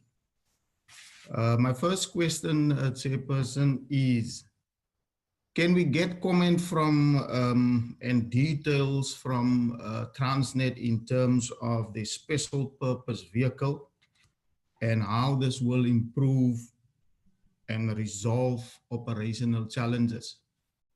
The second question, Chairperson, is in terms of the separation roles between Transnet National Ports Authority, which is responsible for infrastructure, ownership, and then Transnet Ports Terminals, which is responsible for the terminal operations. Do we have now clear roles in terms of these 2 entities? Because that was also one of the challenges, and I think if there is now clear roles, can we get more details in terms of that now? Honorable Nana has covered me on the question in terms of the Durban terminals that was disrupted due to the bad weather conditions. So I won't go into that one. Yes, Chairperson, I think that is all for now. Thanks. Thank you, Honorable Arnold. I now invite the Honorable Ngqurha. Mama. Thanks, Baba. Good morning, honorable members. And Chair, let me take this opportunity and welcome the presentation from the Transnet. Having listened to the presentation, I have the following questions, Chairperson. I wanted to check whether Transnet has managed to develop rail capacity to accommodate the shift of volume from road to rail, to decongest the road transport network to Port of Ngqurha. If yes, can we get the details answer? And if no, why not? I want to check again what is the update regarding the petition to plan to improve export capacity of fully built automotive units, such as additionally parking facilities in both the Port of East London and at the Port of Port Elizabeth. But, the third question, Chair, I wanted to check that who are the stakeholders of you and intend to engage through the year of 2022 in KZN Port. Can you mention those stakeholders, please? And I want, what is the current update with regard to the board of Transnet National Port Authority? Has the board been appointed? And if yes, who is the chairperson and the board member? If not, when will the board be appointed? On front rail, Chair, I wanted to check that the maintenance of the rail rank is a competence of Transnet. What is the current state of the rail track that are used, good trains and passengers trains? Last but not least, Honorable Chairperson, I wanted to check with the Transnet the effort they are making to respond to priority number 7 of government with respect to achieve. Oh my God. Sorry, Chair. Sorry, Chair. Chair, I wanted to check with the Transnet the effort they have making to respond to priority number 7 of government, which respect to achieve a better African and the world. I have learned that Africa countries are growing sustainably in terms of the competitiveness. I like the ports of the motorists, Tanzania and Mombasa. The West African countries like Nigeria and Ghana are growing and investing and performing better than South Africa. South Africa ports. The question, Chair, is why are our ports still performing less than the countries I have mentioned? Chairperson, as I asked this question in terms of my last question, I think it will be proper, Chair, for this committee also to go to these countries that have done better, so that we can learn from them. How have they conquered the challenge that we are facing in South Africa? I thank you, Chair. Thank you, Honorable Ngwenya. I now wish to invite the Honorable Modise. Honorable Modise, the floor is yours. Thank you very much, Chairperson, and let me greet the honorable members and the officials from Transnet and from the department. Honorable Chair, I have only 2 questions. I just want to check with Transnet. What is the run around time at the Durban Port? And how does it measure up against the international benchmarks? My second question need to be, for so many occasions, the president has indicated that state-owned company will need to work in public partnership with for infrastructure programs. I just want to find out if any way in a capacity expansion project, there are private sector that are the role players who have shown a willingness to partner with you. Those are my 2 questions, Honorable Chair. Thank you, Honorable Modise. We also had the hand of the Honorable Malehu, but I see that the Honorable one is no longer in the platform. So maybe when the Honorable one comes back, we'll give the Honorable an opportunity. Yeah, well, I think most of the questions have been put forward by the Honorable members, but my interest would just to add one more thing, to get a sense of transformation as it manifests in the sector, particularly as it relates to the country ports. For a long period of time, there's been a suggestion that this sector is dominated by particular companies. I just want to get a sense of how the majority of the country are beginning to have a meaningful role in the space because of the historical issues. So we want to understand if we are making progress insofar as transforming and ensuring that a great number of our people from historical disadvantaged communities are playing part there.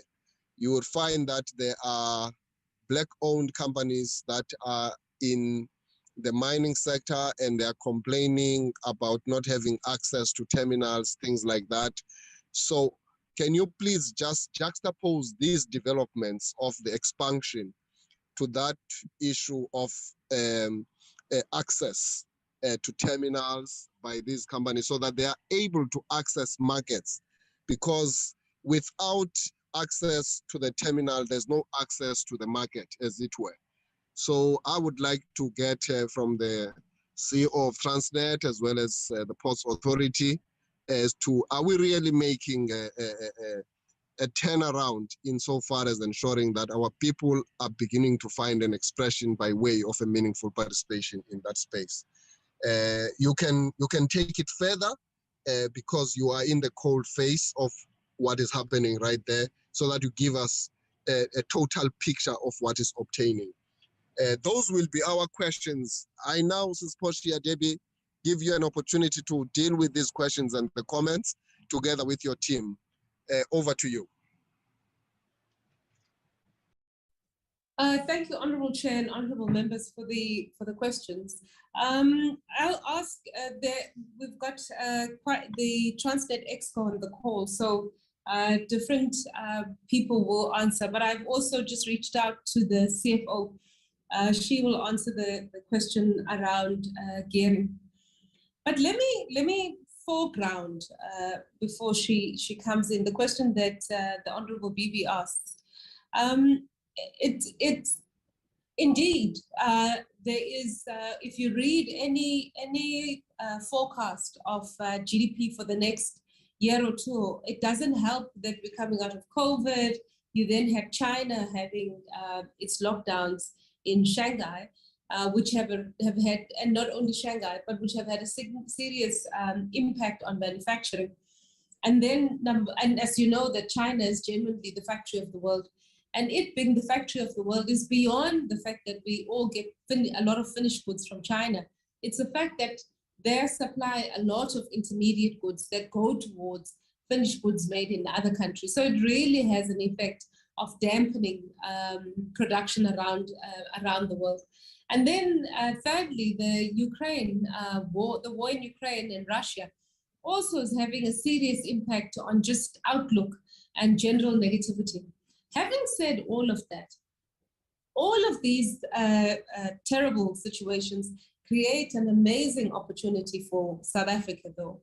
And one, suddenly everybody understands that wheat and the supply of sunflower seeds and all of those things is really concentrated in the world, right?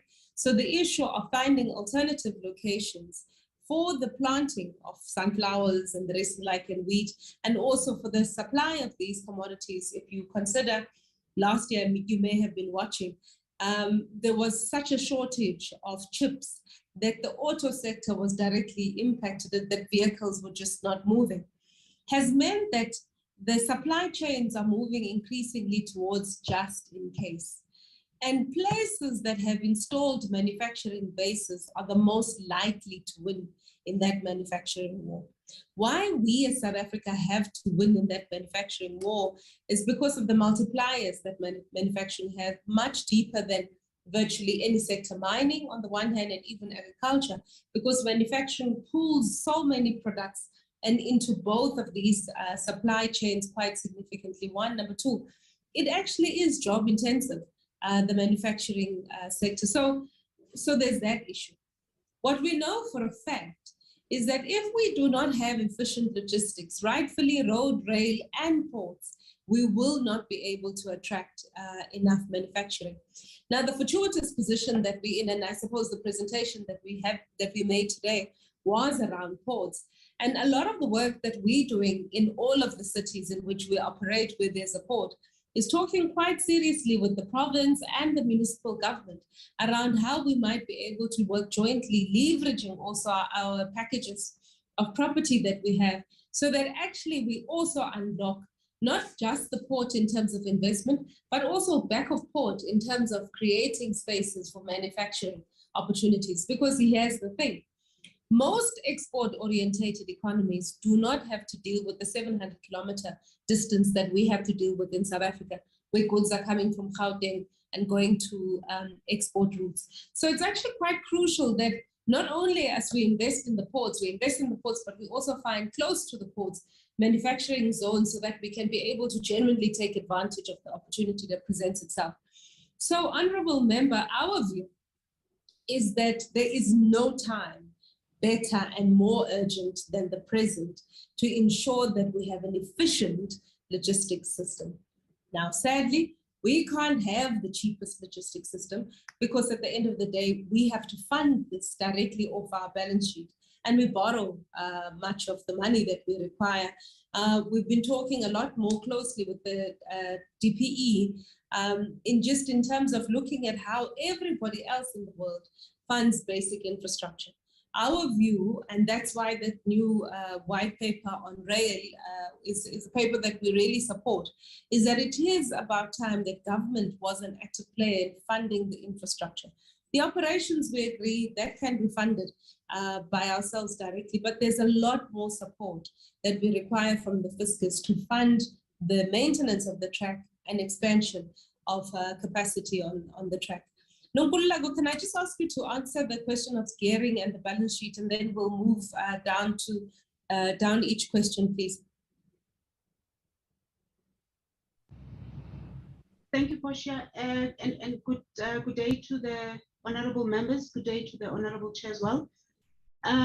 Chair, how we look at the gearing of the balance sheet of Transnet is that we've got a long-term view that takes into account the financial plans in terms of what we're expecting to come in as financial income from our operations, but with the understanding that, as the GCE says, we do have to raise money from the capital markets and utilize that to continue with the so much needed projects that we have to run with.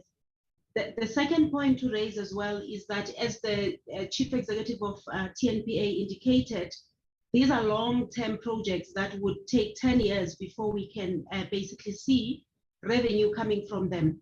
So the approach we have taken in gearing is that we've got a 5-year corporate plan that has been supported by our board that says ideally the gearing of Transnet should range in the levels of 40 to 45%.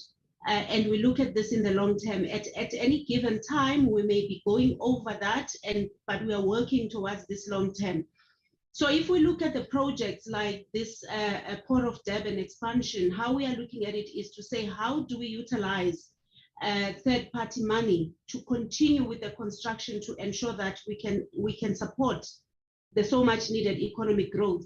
And this is where the concept of special purpose vehicles as well as partnerships comes in, where we can continue with the work, ring fence the money that is utilized into this special purpose vehicle until the project is completed and basically brings revenue to the business. But it's something we have to manage and ensure that in the overall picture, the project continues, but the balance sheet of Transnet is not overburdened. And therefore, we are engaging basically as we are busy with the project with various potential investors and lenders to see how we structure this project and make sure it's fully funded without overburdening the balance sheet of Transnet. But in the long range, we are looking at ensuring that the balance sheet of Transnet continues to be leveraged or use other people's money, but in the range of 40 to 45%. Thank you, Chairperson. Chair, so the long and the short of it, what is approved by Treasury is 50%, right? So we are quite within, we still have room to borrow, but as Nonkululeko says, is that we can't recklessly borrow. We need to be able to see the revenue that repays those loans. And Pepe, do you want to come in on the questions that the Honorable Naha raised now?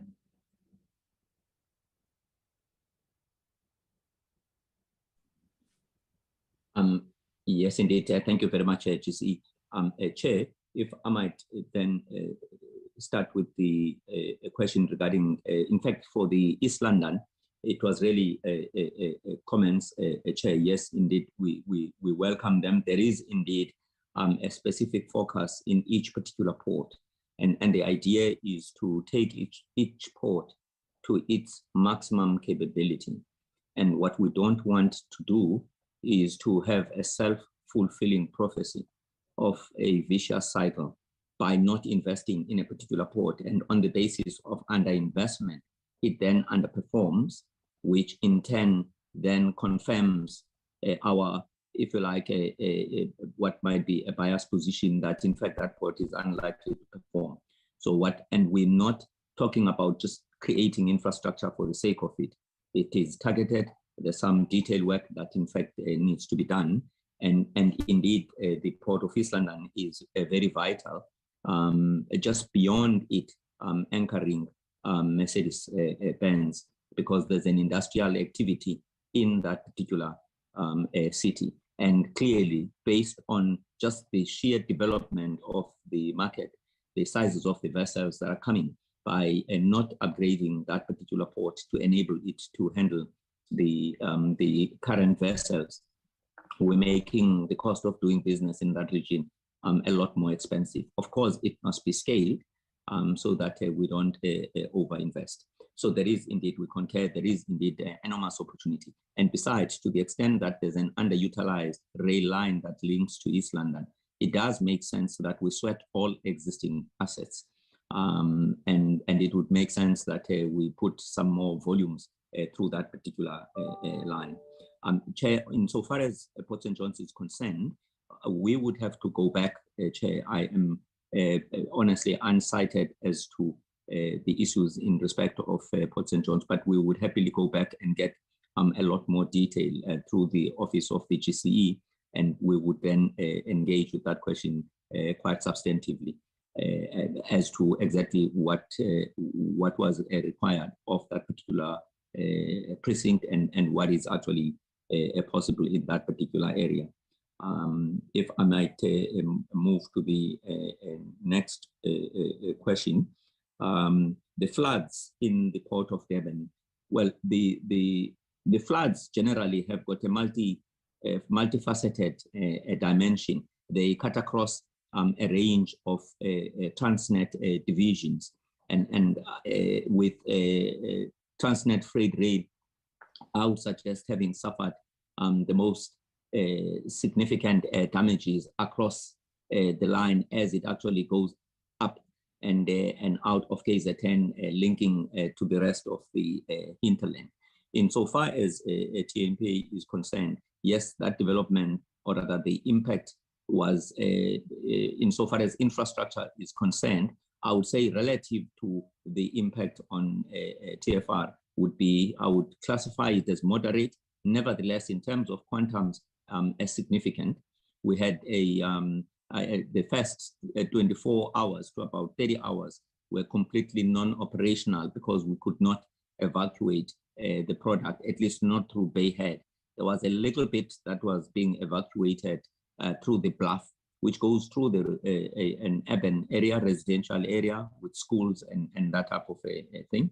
Of course, what was of assistance was the fact that that period straddled the Easter weekend, which afforded us some time to recover and at least create some temporal exit points. And yes, the cost of repair for Tmpa is in the order of billions of rands. We had our workshop, and that's where the bulk of our mechanical and electrical equipment is concerned. And that was actually flooded.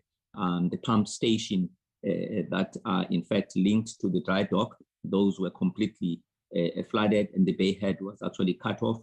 There was a lot of debris that was lying all over the place. Of course, the terminal operators, I wouldn't speak on their behalf, but there was also significant adverse impact. So the cost implications, I think, in the total scheme of things for everybody, including private operators, indeed, I would classify it as pretty significant, especially because it would be coming at the back of last year's, if you like, disturbances, social disturbances. But the specific figures, Chair, we could, to be accurate, I'm a bit hesitant of, if you like, mentioning numbers without being pretty accurate. And insofar as the expansion plans, whether that development or rather the floods, whether they adversely impacted on the port developments, not to the contrary, Chair. There is a saying that says we must never let a crisis go to waste. What it actually did was to, in fact, confirm and validate some of the pointers that our strategy colleagues had actually been pointing to us, in particular, insofar as ensuring that the linkages between the port and the rest of the city, that we look at those in a much more critical light, and that we plan for the projected volumes, and that we create alternatives. Often creating alternatives in the midst of nothing happening is regarded as a wasteful expenditure until such time that you actually need the alternative, and the consequence of not having it by far exceeds the cost of having provided that alternative. So it has afforded us to expedite the development of the Bayhead precinct. We're expediting the development of the truck staging area. Insofar as the canals are concerned, we are revising our stormwater master plans. Ordinarily, from an engineering point of view, we would be planning, if you bold, you would do 1 in 50 year flood, and if you're crazy, you do 1 in 100. We're now having to look at 1 into 500 a year floods, meaning that things that would happen once in a 500 year in these days are actually happening twice in 2 years. And that gives you a sense of regularity, and therefore the need to scale up infrastructure differently. We're also needing to work hand in glove, and that is already happening between ourselves and the city, in particular the eThekwini city. There are particular roads that have already been handed over to Tnpa for purposes of expedited development. And those that have not been handed over, there's joint planning that is actually taking place, including the restoration of the Bayhead itself was done hand in glove between the KZN government, the eThekwini Metro, as well as ourselves from the Transnet side. The next question is around the business confidence. I must say, Chair, there was quite a lot of positive feedback, at least insofar as the time that it actually took, number one, to restore the functionality of that particular road. Because a business appreciated that that was a natural hazard that nobody could prevent. So the question was not whether or not it had actually happened. It was not also whether or not the damage that had been suffered had actually been caused, was the extent to which, once it had happened, what was the speed of the response, the scale of a response, and the interim measures that were actually put in place whilst permanent solutions were actually being put in place. And on that front, we did receive very positive feedback about also the extent to which the stakeholders were kept on board from a community, that they were able to make the plans, knowing exactly what was actually happening. As soon as the crisis became apparent, a joint planning, what I would call a war room council, was established, which was coordinated and chaired by Tmpa, in particular, the port manager of Durban, Ms. Dweba, and that enabled the stakeholders to make inputs. We also collaborated, Chair, with the private sector because some of the repair work was, in fact, if you like, facilitated and expedited at the instance of the private sector. So it was a good opportunity to test a partnership that should be a model of how we should be going forward. Insofar as environmentalists are concerned, Chair, yes, there have been, we've got detailed records of decisions that were recorded insofar as the EIAs that were conducted in the port of Durban. And also one of the critical features in those record of decisions is recommendations as to how the adverse impact could be ameliorated by way of alternative plans. And that is something that we're actually looking at. We're very intense, Chair, on stakeholder consultation, and some of those stakeholders would find representations through the Port Consultative Committee, as well as through the National Port Consultative Committee. Now that we are in what we would call the last legs of conceptual development, we're going to be going back to all of those particular stakeholders and having intense consultations. So we do accept the imperative of environmental sustainability in the port development. And we do take those issues, and it's not a question of numbers, it's a question of the significance of impact of the issue that has actually been raised, even if it actually comes, if you like, from a small stakeholder. Chair, those would be the questions, GCE, that were from Honorable Nana. I don't know if I should move to the other questions from Honorable Arnold. I just want to close off, Pepe, on so that it's the comprehensive. In as far as the impacts of the floods in KZN, they really have been extensive, and as Pepe was indicating, the port, we were really, able to get the port to full operation in less than 3 days, actually. The real challenge was sorting out Bayhead Road, and I really must thank Tmpa for stepping up and taking over the responsibility for delivering that project. We're quite far along in finding an alternative, another routing, so that we increase the capacity out of the port. As you know by now, Bayhead is back to its full original capacity, but the view was always it should be much bigger than that. So the total for Transnet, exposure for Transnet out of that, out of the floods, which approaches 6 billion rand, and it's really a serious challenge that we need to find funding to make sure that we're able to deal with that expenditure. On the issue, we will follow up on Port Elizabeth, but I just wanted to also be pretty frank, honourable member, is that one of the challenges, if you look at Australia's got like over 20 something ports because just of the size of the country. And some of them, most of them are small ports which serve a basic small purpose. But it's commercial ports, as about 10 ports. And of the 10 commercial ports, 4 are the most important port, and that's ports, and that's where they put in most of the money, because it's expensive to invest in ports and to have a fully operational port. So I do think that one of the things that we've been trying to do is to looking at the commercial ports that we have is to use the segment strategy to ensure that there's alignment in the investment that we make so that we avoid duplication and so we can create scale, because unfortunately, or fortunately, depending on how you want to look at it, because it has an impact on environmental, on climate change and emissions, shipping lines are now using these super large vessels. And in fact, it's not just an issue on the containers only.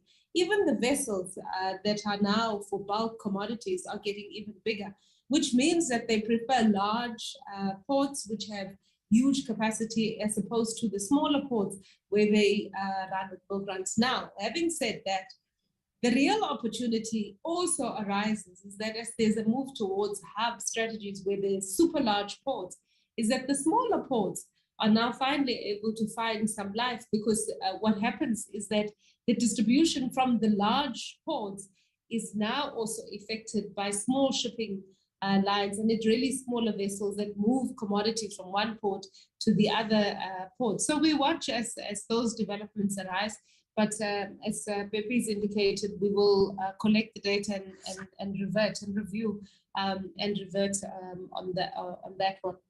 Pepe, if you do want to move on, Nonkululeko and Andrew, I think in some ways the stuff maybe for the Honorable Honor, when you come to the issue of SPVs, these are just the structures that we're setting up for the convenience of when we are forming a partnership with the private sector in a particular area. So the SPV that you raise in terms of Pier 2, as well as NCT, we think that they're absolutely crucial to help us resolve two very somewhat distinct problems. Number one, in Pier 2, Durban has got to improve its ranking in terms of performance. That's a fact. And so one of the challenges that we have, and I think I'll tie you back with the issue of gearing, number one, but also which is an area that Jabu Mdagi, who's the CEO of TPT, has been working on, is sorting out our, in fact, it's TPT working with TE, Transnet Engineering, sorting out what is our maintenance practice and protocols in Transnet, so that we don't get to the situation where port equipment is so badly damaged, as is the case. There's number one. Number two, there's also just the very real fact is that if you're running a terminal that's supposed to have, for example, Cape Town is supposed to contain, Cape Town Container Terminal is supposed to be a 3-berth operation. It requires us to have 9 ship-to-shore cranes. Now, we still don't have 9, we have 8 at this stage, but we're in the process of moving one towards the Western Cape. In fact, we should actually be having 10 and not 9, because if you have a proper maintenance schedule at any given time, one must be out for maintenance so that you can have reliability assured. So that's where we are moving towards. We're nowhere near there, but at least in as far as the plan to move in that direction, we're quite far in terms of that. So what does the SPV help us? In Pier 2, which is actually our premier container terminal, we need to quickly get to that point where we have the right number of equipment available, operating optionally, and then we have also the redundancy that's necessary so that as one goes out for maintenance, we are able to maintain exactly the right number of cranes that are necessary for a fully functional port. So that's what the partnership in Pier 2 helps us solve, which is an operational issue, and I suppose a funding issue to get to the right amount of equipment that we need for an efficient container terminal. In the case of Ngqurha, the partnership is intended to get us volumes, and I think Pepe was absolutely clear that actually we should be getting to 2 million TEUs. We've invested to 1.5 million TEUs. We're only just at north of, in fact, Because of COVID, we fell below the 50% mark, but we've often only been at 50%. We really need to get a partner who controls cargo. Initially, I suppose, for transshipment, but our view is that if the municipality of Ngqurha and CDC were able to position themselves as real manufacturing bases, we might be able to attract the kind of cargo that actually goes towards the just-in-case manufacturing that I was referring to, so that there's greater value added and more jobs that happen in South Africa. So that's what the SPVs are supposed to do. And as far as the separation between TNPA and TPT, what we have done, and I think the question came up about the board of TNPA, we've got 3 board members who have been appointed as members of the board of TNPA. It's Professor Mufumadi, Ms. Pacheca, as well as Mr. Vonziana. The chair is Professor Mufumadi of TNPA. We as executive, and in fact, one of the issues that we're working to resolve is the issue of our company, the head of legal will know the legal terminology of a conflict. I'm going to use that word. Maybe it's not even quite the right legal word, but of a conflict between the 2006 Ports Act and the 2008 Companies Act, which actually supersedes the Ports Act, where there needs to be alignment in the Ports Act with that dimension. Number one, which would then enable us to properly form TNPA as a subsidiary of Transnet. I mean, we cannot repeat this as many times enough, actually, that TNPA has to be seen in form and content to be 100% subsidiary of Transnet under the control of Transnet. So we're quite far in the MOIs that we've drafted, but our MOI requires that there's a resolution of this conflict between the Companies Act and NPA so that it can be effected. Once effected, we've basically, as Transnet, worked on the governance structure that would ensure that there would be consistency right into the future in how group governs or oversees the subsidiaries when they're established. And so the ultimate intention is not only to have 3 board members, but also to have 3 executive members as members of the board, so that we can ensure that there's always alignment in the strategy of the entity as well as the strategy of Transnet. But this is work in progress and is progressing well. But just for assurance, the issue that we needed to deal with was to ensure that there was no bias in the decisions that TNPA takes relative to TPT. We can assure you, at least from the group level, is that we've been absolutely clear that we do not interfere in the administrative decisions that TNPA has to take with regards to every single terminal operator, not only TPT, everyone.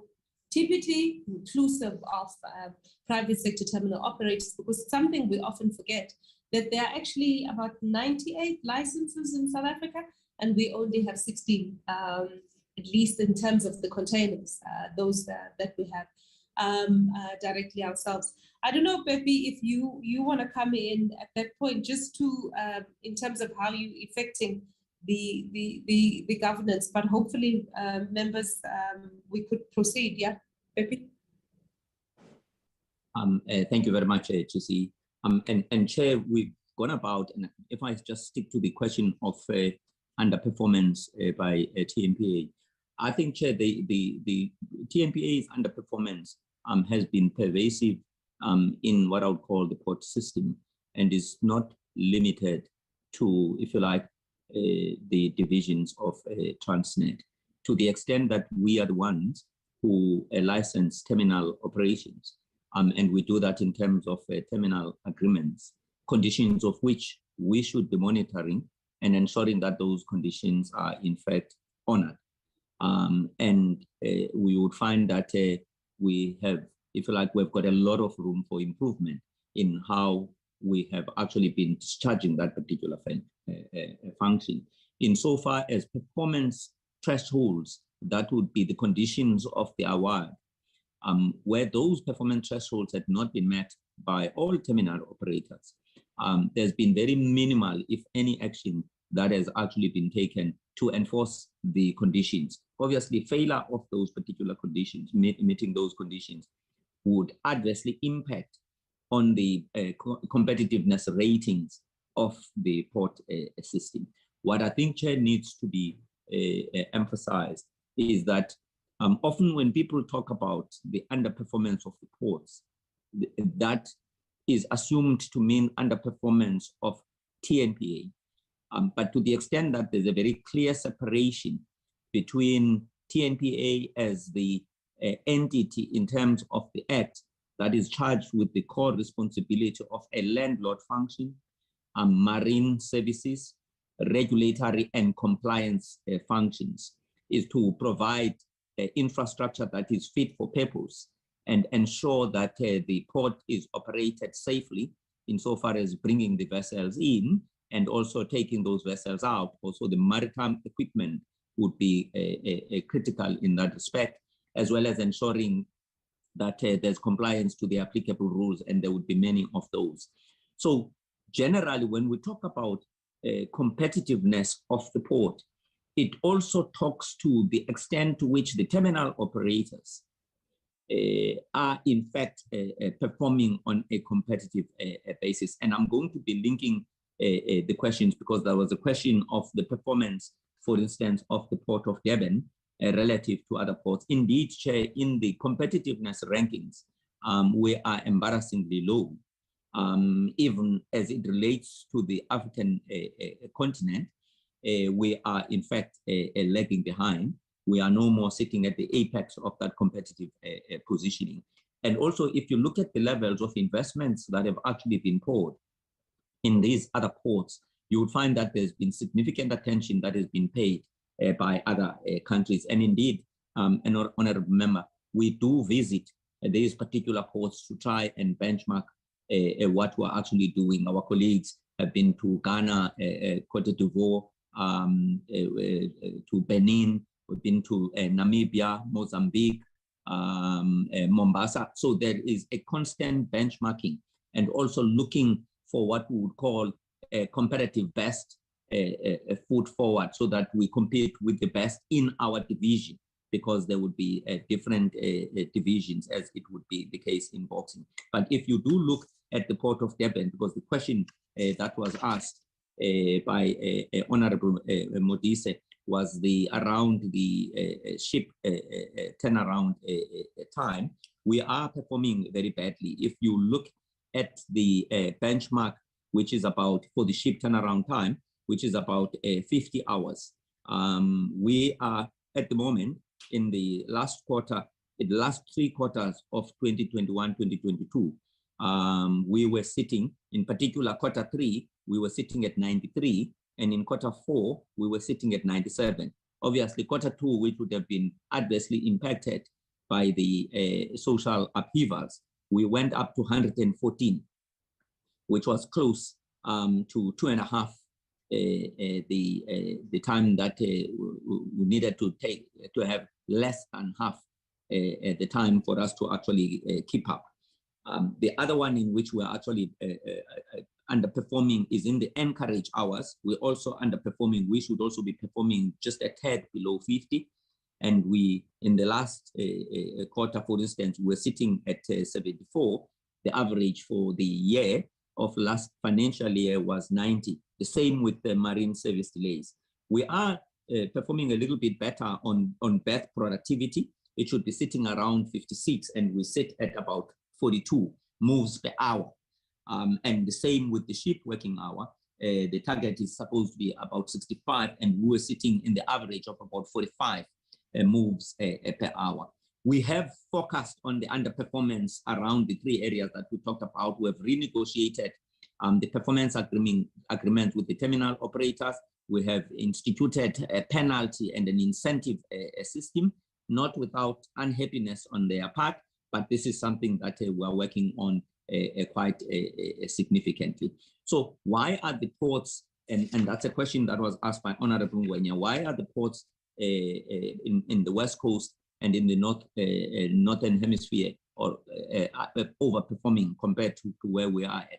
It's two issues, if I might propose respectfully, Honorable Ngqurha. It's one, investments.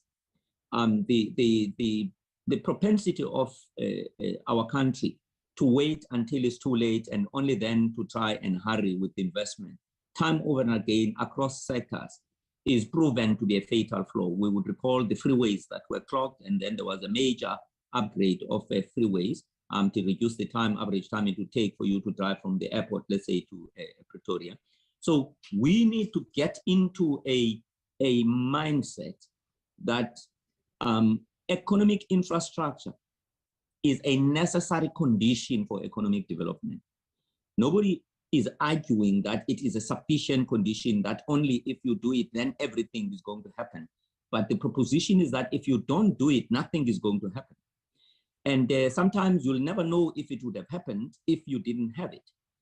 And those countries, as well as companies that are able to exploit the cycles, are companies that actually develop productive capacity when the tide is down. And when the demand pitches up, then they are able to exploit that. In fact, in the coal business, it has just proven to be precisely correct. And that is the argument in economic infrastructure. And the ports are no different from that particular argument. So one of the major causes has been under investment in these ports. Is it because that money was in fact being repatriated and to be used elsewhere within the Transnet division? The evidence that we've looked at shows something different. It shows that it is due to complete underperformance by ourselves as TNPA. It is sheer lack of delivery. There was never a strategic intent, at least from the evidence, that money will be repatriated elsewhere. But once a budget of 3 billion rands has been approved and you only use 500 million rands, the consequence of that is that for that money would be put to good use elsewhere, but not as a strategic intent, but rather as a consequence of underperformance of TNP. So we are finding that we're having to spend a lot of time in the institutional development and ensuring that the culture is the one Recording that is stopped. to development. So Recording I just in want progress. to what the difference has been from a performance point of view between the rest of the other ports as well as our South African system. We were not monitoring and ensuring that the performance of the terminals were performing to target, and consequence management in the event that they were not performing.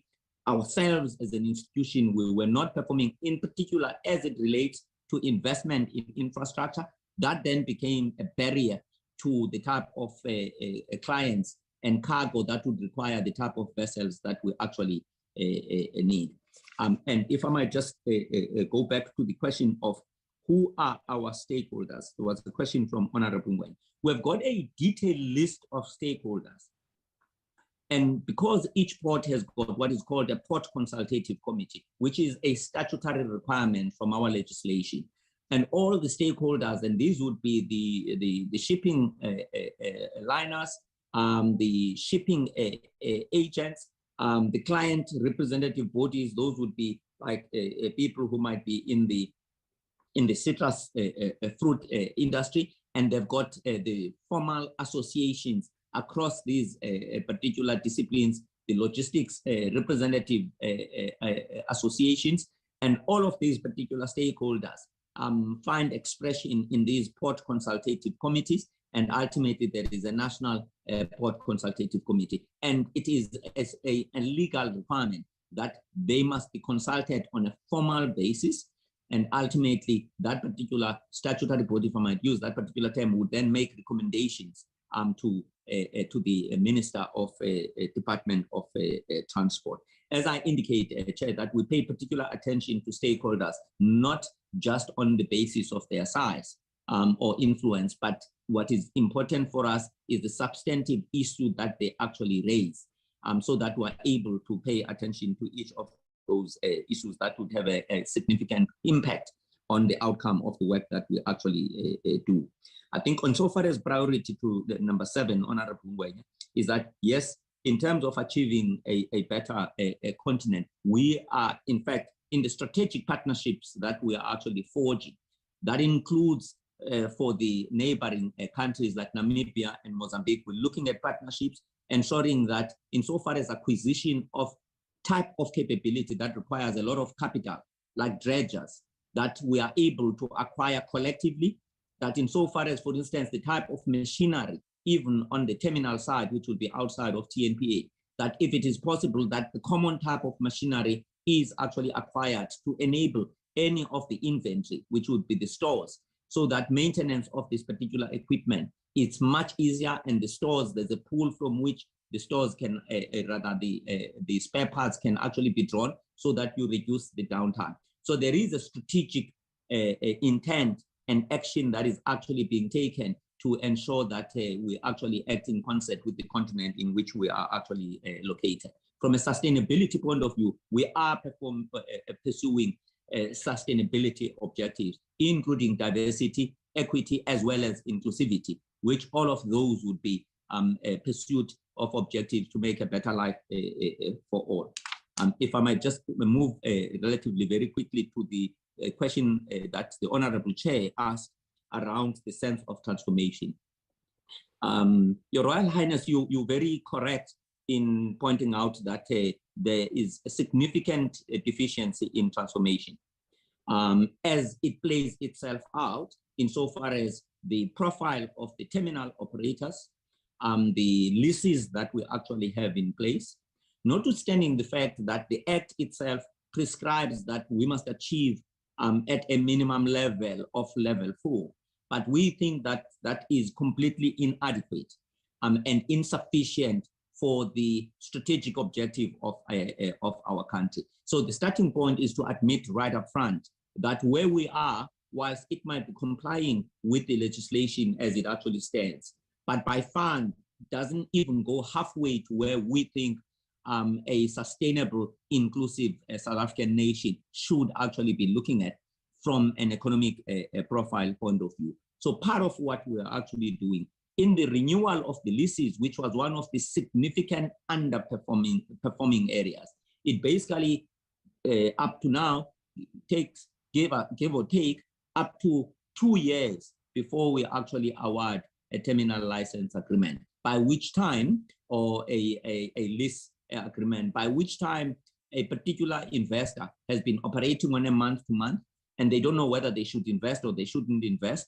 And the other one who thought that because the other lease was coming to an end and they have a vested interest, they don't know whether they should retain the capacity that they would have prepared so that they can exploit that particular opportunity. So insofar as creating business confidence and business predictability and certainty, we were doing the exact opposite of that. So from a transformation point of view, we're using the opportunity availed by the leases that are expiring to look at a transformed, and one of those is in the island view, which is the heartland of the liquid area in the fuels industry, but across the port system. It is an area that we're going to be reporting on quite hard. In some instances, what that means is a much greater engagement with a business sector to enable the communities from previously disadvantaged to have a much better state of readiness, so that we don't take them by surprise when these opportunities are actually advertised, because by when often you don't have a tax certificate, the resources have not been mobilized, the finances have actually not been sorted out, and it is too late, even if you afford a month or so for people to actually mobilize to be able to exploit these particular opportunities. That includes ensuring access to the terminals, as you correctly pointed out. GCE, my sense is I've covered the ones that I think are relevant to me. If there's something that I've missed, I would be quite happy to come back to it. Thank you, Chair. No, I think you've, to my mind, maybe you seem to have covered everything.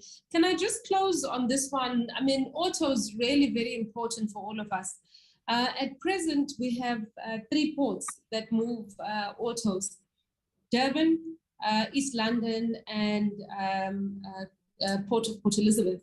There's a lot of changes that we've introduced actually in terms of how we manage the auto terminals.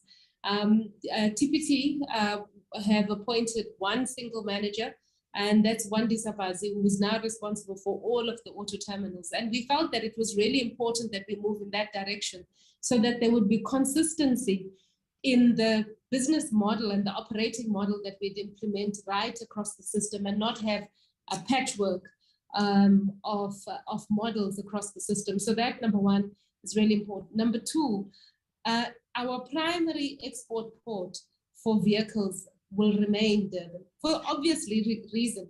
The shortest distance between Gauteng and export routes is the container route, which is from Gauteng through to the port. Now we are hopeful that we might be able to increase the number of vehicles that we move on rail and not only on road, but be that as it may, at the port side, what we're wanting to do is to ensure that we have a streamlined, efficient process so that we can be able to achieve the same turnaround times that they're able to achieve in the world. Number one, in some of the, in fact, with the ports with which we compete, because the point that Pepe was making, I think is really crucial, is that the idea that we be compared to anyone and every single one in the world does not make sense. It is important that the competitor ports are the ports that we know actually they have the sector. So for example, a tough competitor for us, and it's not because you want to drop the yardstick, it's really tough competitor for us is Port of Thailand. And it's important that as the port, we compare ourselves to Thailand, because when the OEMs in South Africa bid against project, one of the most difficult areas for them to beat is the competitiveness of Thailand. So we need to directly contribute towards that.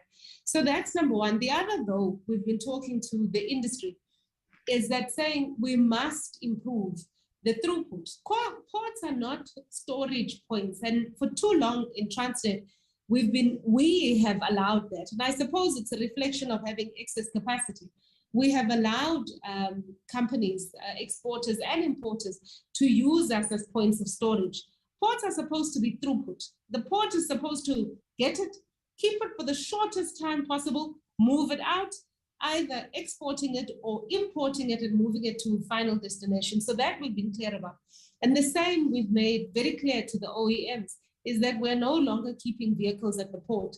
If it's longer than a minimum specified period, we're going to start charging significantly more so that they too can change their behavior on the other side.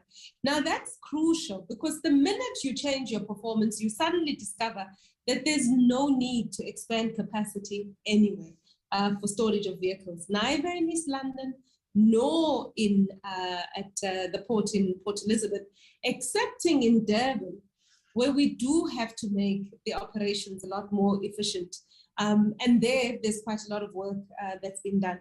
Honorable members, I mean, there were some questions that the Honorable Member Ngwenya asked which weren't entirely clear to me, but I'm hoping that in Pepe's answering, he may have covered most of those areas, but I'm not sure, Honorable Chair, we will wait to hear if the Honorable members are comfortable with the answers that we've provided.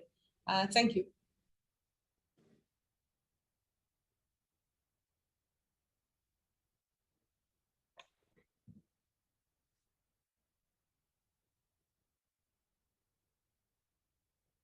Ms. Poshi, are you done? Yes, Chair. Sorry, I thought you had. Yes. Thank you very much. I thought maybe you were still breathing. So I was waiting for the moment wherein you were to say that that's it, Chair, we are done with our questions. No, thank you very much for the questions. As I had indicated that there was an honorable member who had a question, who had raised a hand, and I see that the honorable one now is back. He must have been ejected by the system. Honorable Malewu, you are welcome, and please just raise your question. We did recognize you, but you are not there at a time when we gave you an opportunity. This is the time for you now to take the stage. Good morning, Honorable Chairperson and honorable members and our transport colleagues and the Department of Public Enterprises colleagues that are attending. My name is Constance Maleho. Should I have my video on?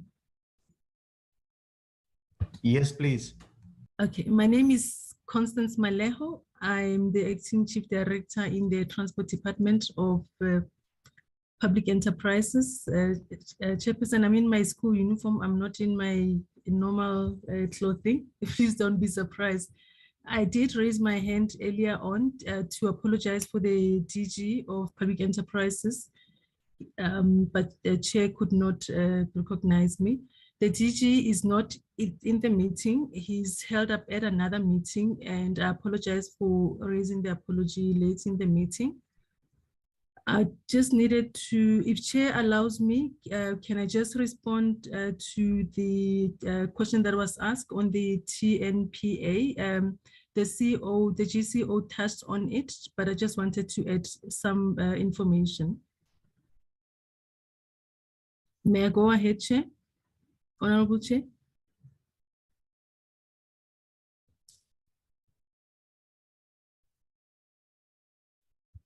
Honorable Chairperson, may I go ahead? Okay, I wanted to add on the question that was asked on the TNPA board, whether the TNPA has a board. The board is still interim at the moment. The interim board was extended again on the 25th of May by the minister, and the permanent board will be appointed once the process for the subsidiarization is completed. And the board still has 3 members. It's Professor Sidney Mufumadi, Professor Louis Bonzena, and Ms. Dimakatso Matsuha. And I also just wanted to comment in terms of, the content of the presentation of Transnet. The issue of funding has become quite serious, and the department is working continuously with Transnet just to try and see how we can resolve the issues, because the landscape has changed. For us to improve the competitiveness of Transnet, some things need to change because competitiveness does depend on infrastructure. And we're doing that both on the side of the rail and on the port side. But I also just wanted to mention that as all of these things are being planned, the investments are being planned, there is an importance required of consulting with stakeholders. The department and ministry continuously consults with the industry. And I also want to mention that labor also is an important element, and I know that the Transnet does consult with them, so that the process goes ahead smoothly. Thank you, Chairperson.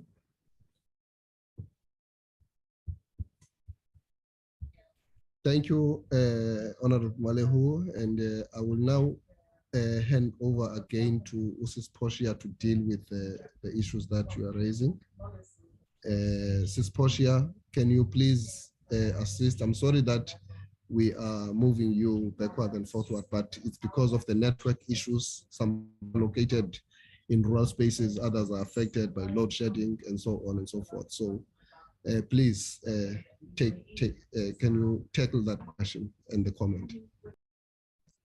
Honorable Chair, I think that wasn't a question to me. That was a statement. That's Constance is in the Department of Public Enterprises, so it's not. She's not a member of the committee. So I think she was just supporting some of the statements, the answers that we were providing. Thank you very much. No, thank you. Thank you for that. I am also in the same position here of the unstable network, so I couldn't hear some of the things that she was saying. But thank you for that. Honorable members, that is the answers as well as the responses which have been made in relation to the comments.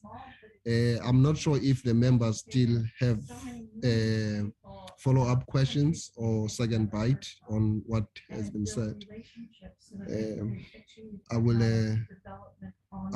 look into the platform and see if members have got further things. Or you can assist me, Amanda, there, if there are members who have raised further hands. I don't see any hands on my side.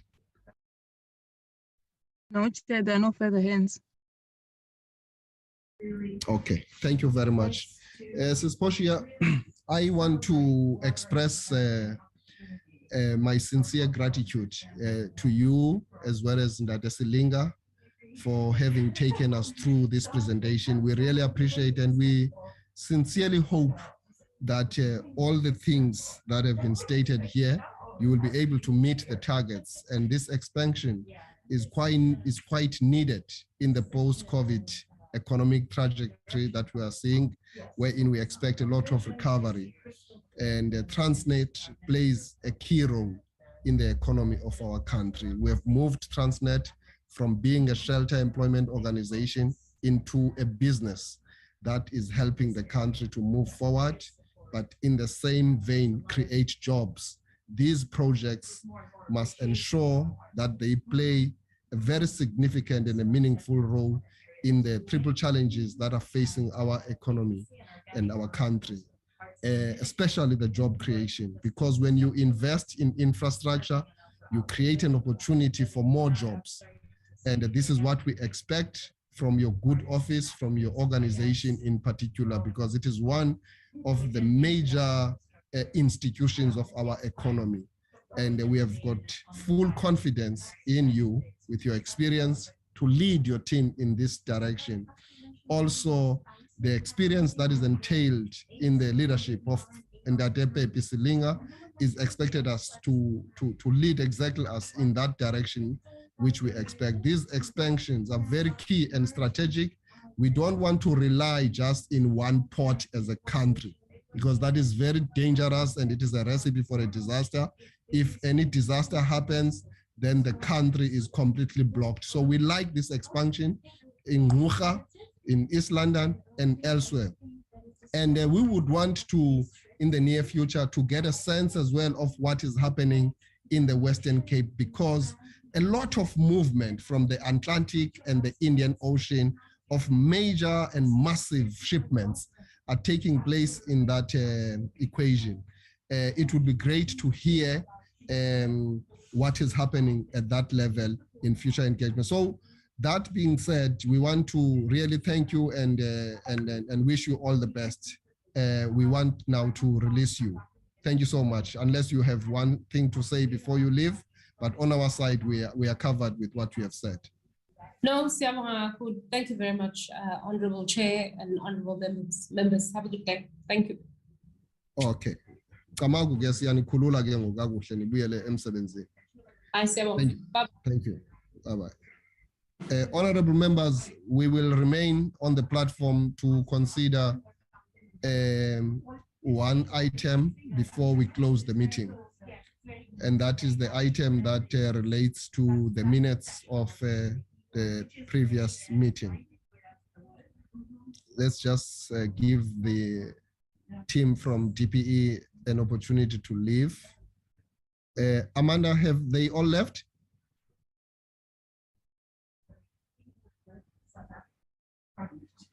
They are still leaving, Chair. Okay, we'll give them just 1 minute to leave the room.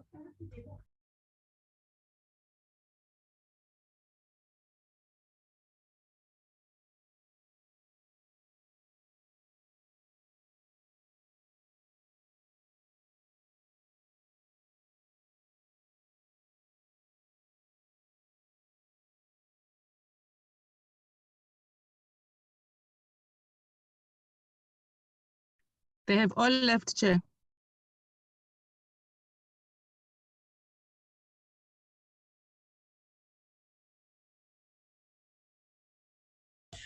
Honorable members, now the item is relates to the minutes of the previous meeting. Those minutes were shared with us in advance prior to this meeting. If members have got some corrections to make from those minutes, additions, as they are being screened, they can indicate. Otherwise, if there is nothing material that members wants to add, I will be asking for a formal adoption of these minutes. Any issue that members you wish to highlight for correction in the minutes? That we may know very well, or people who don't know very well.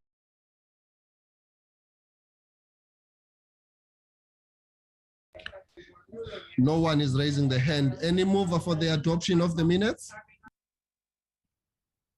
Chair, this is BB here. I move for the adoption of the minutes, Chairperson. Thanks. Honorable Mama BB moves for the adoption of the minutes. Any seconder? Honorable Mudise, second chair. Honorable Modise has seconded the adoption of the minutes. Do we have any different view?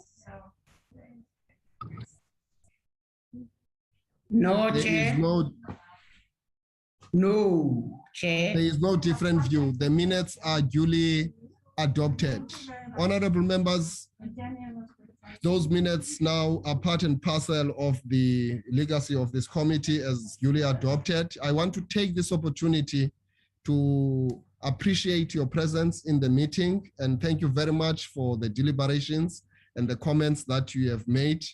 And I think it was quite a very fruitful meeting. And allow me to thank you, members, and also release you as you go about to do your work this afternoon. Wishing you a wonderful afternoon, and we'll see you in the plenaries. Thank you so much. The meeting is duly concluded. We are adjourned until further notice. Thank you, members. Thank you. Thank you so much, Baba. Thank you, Chairperson. Chair.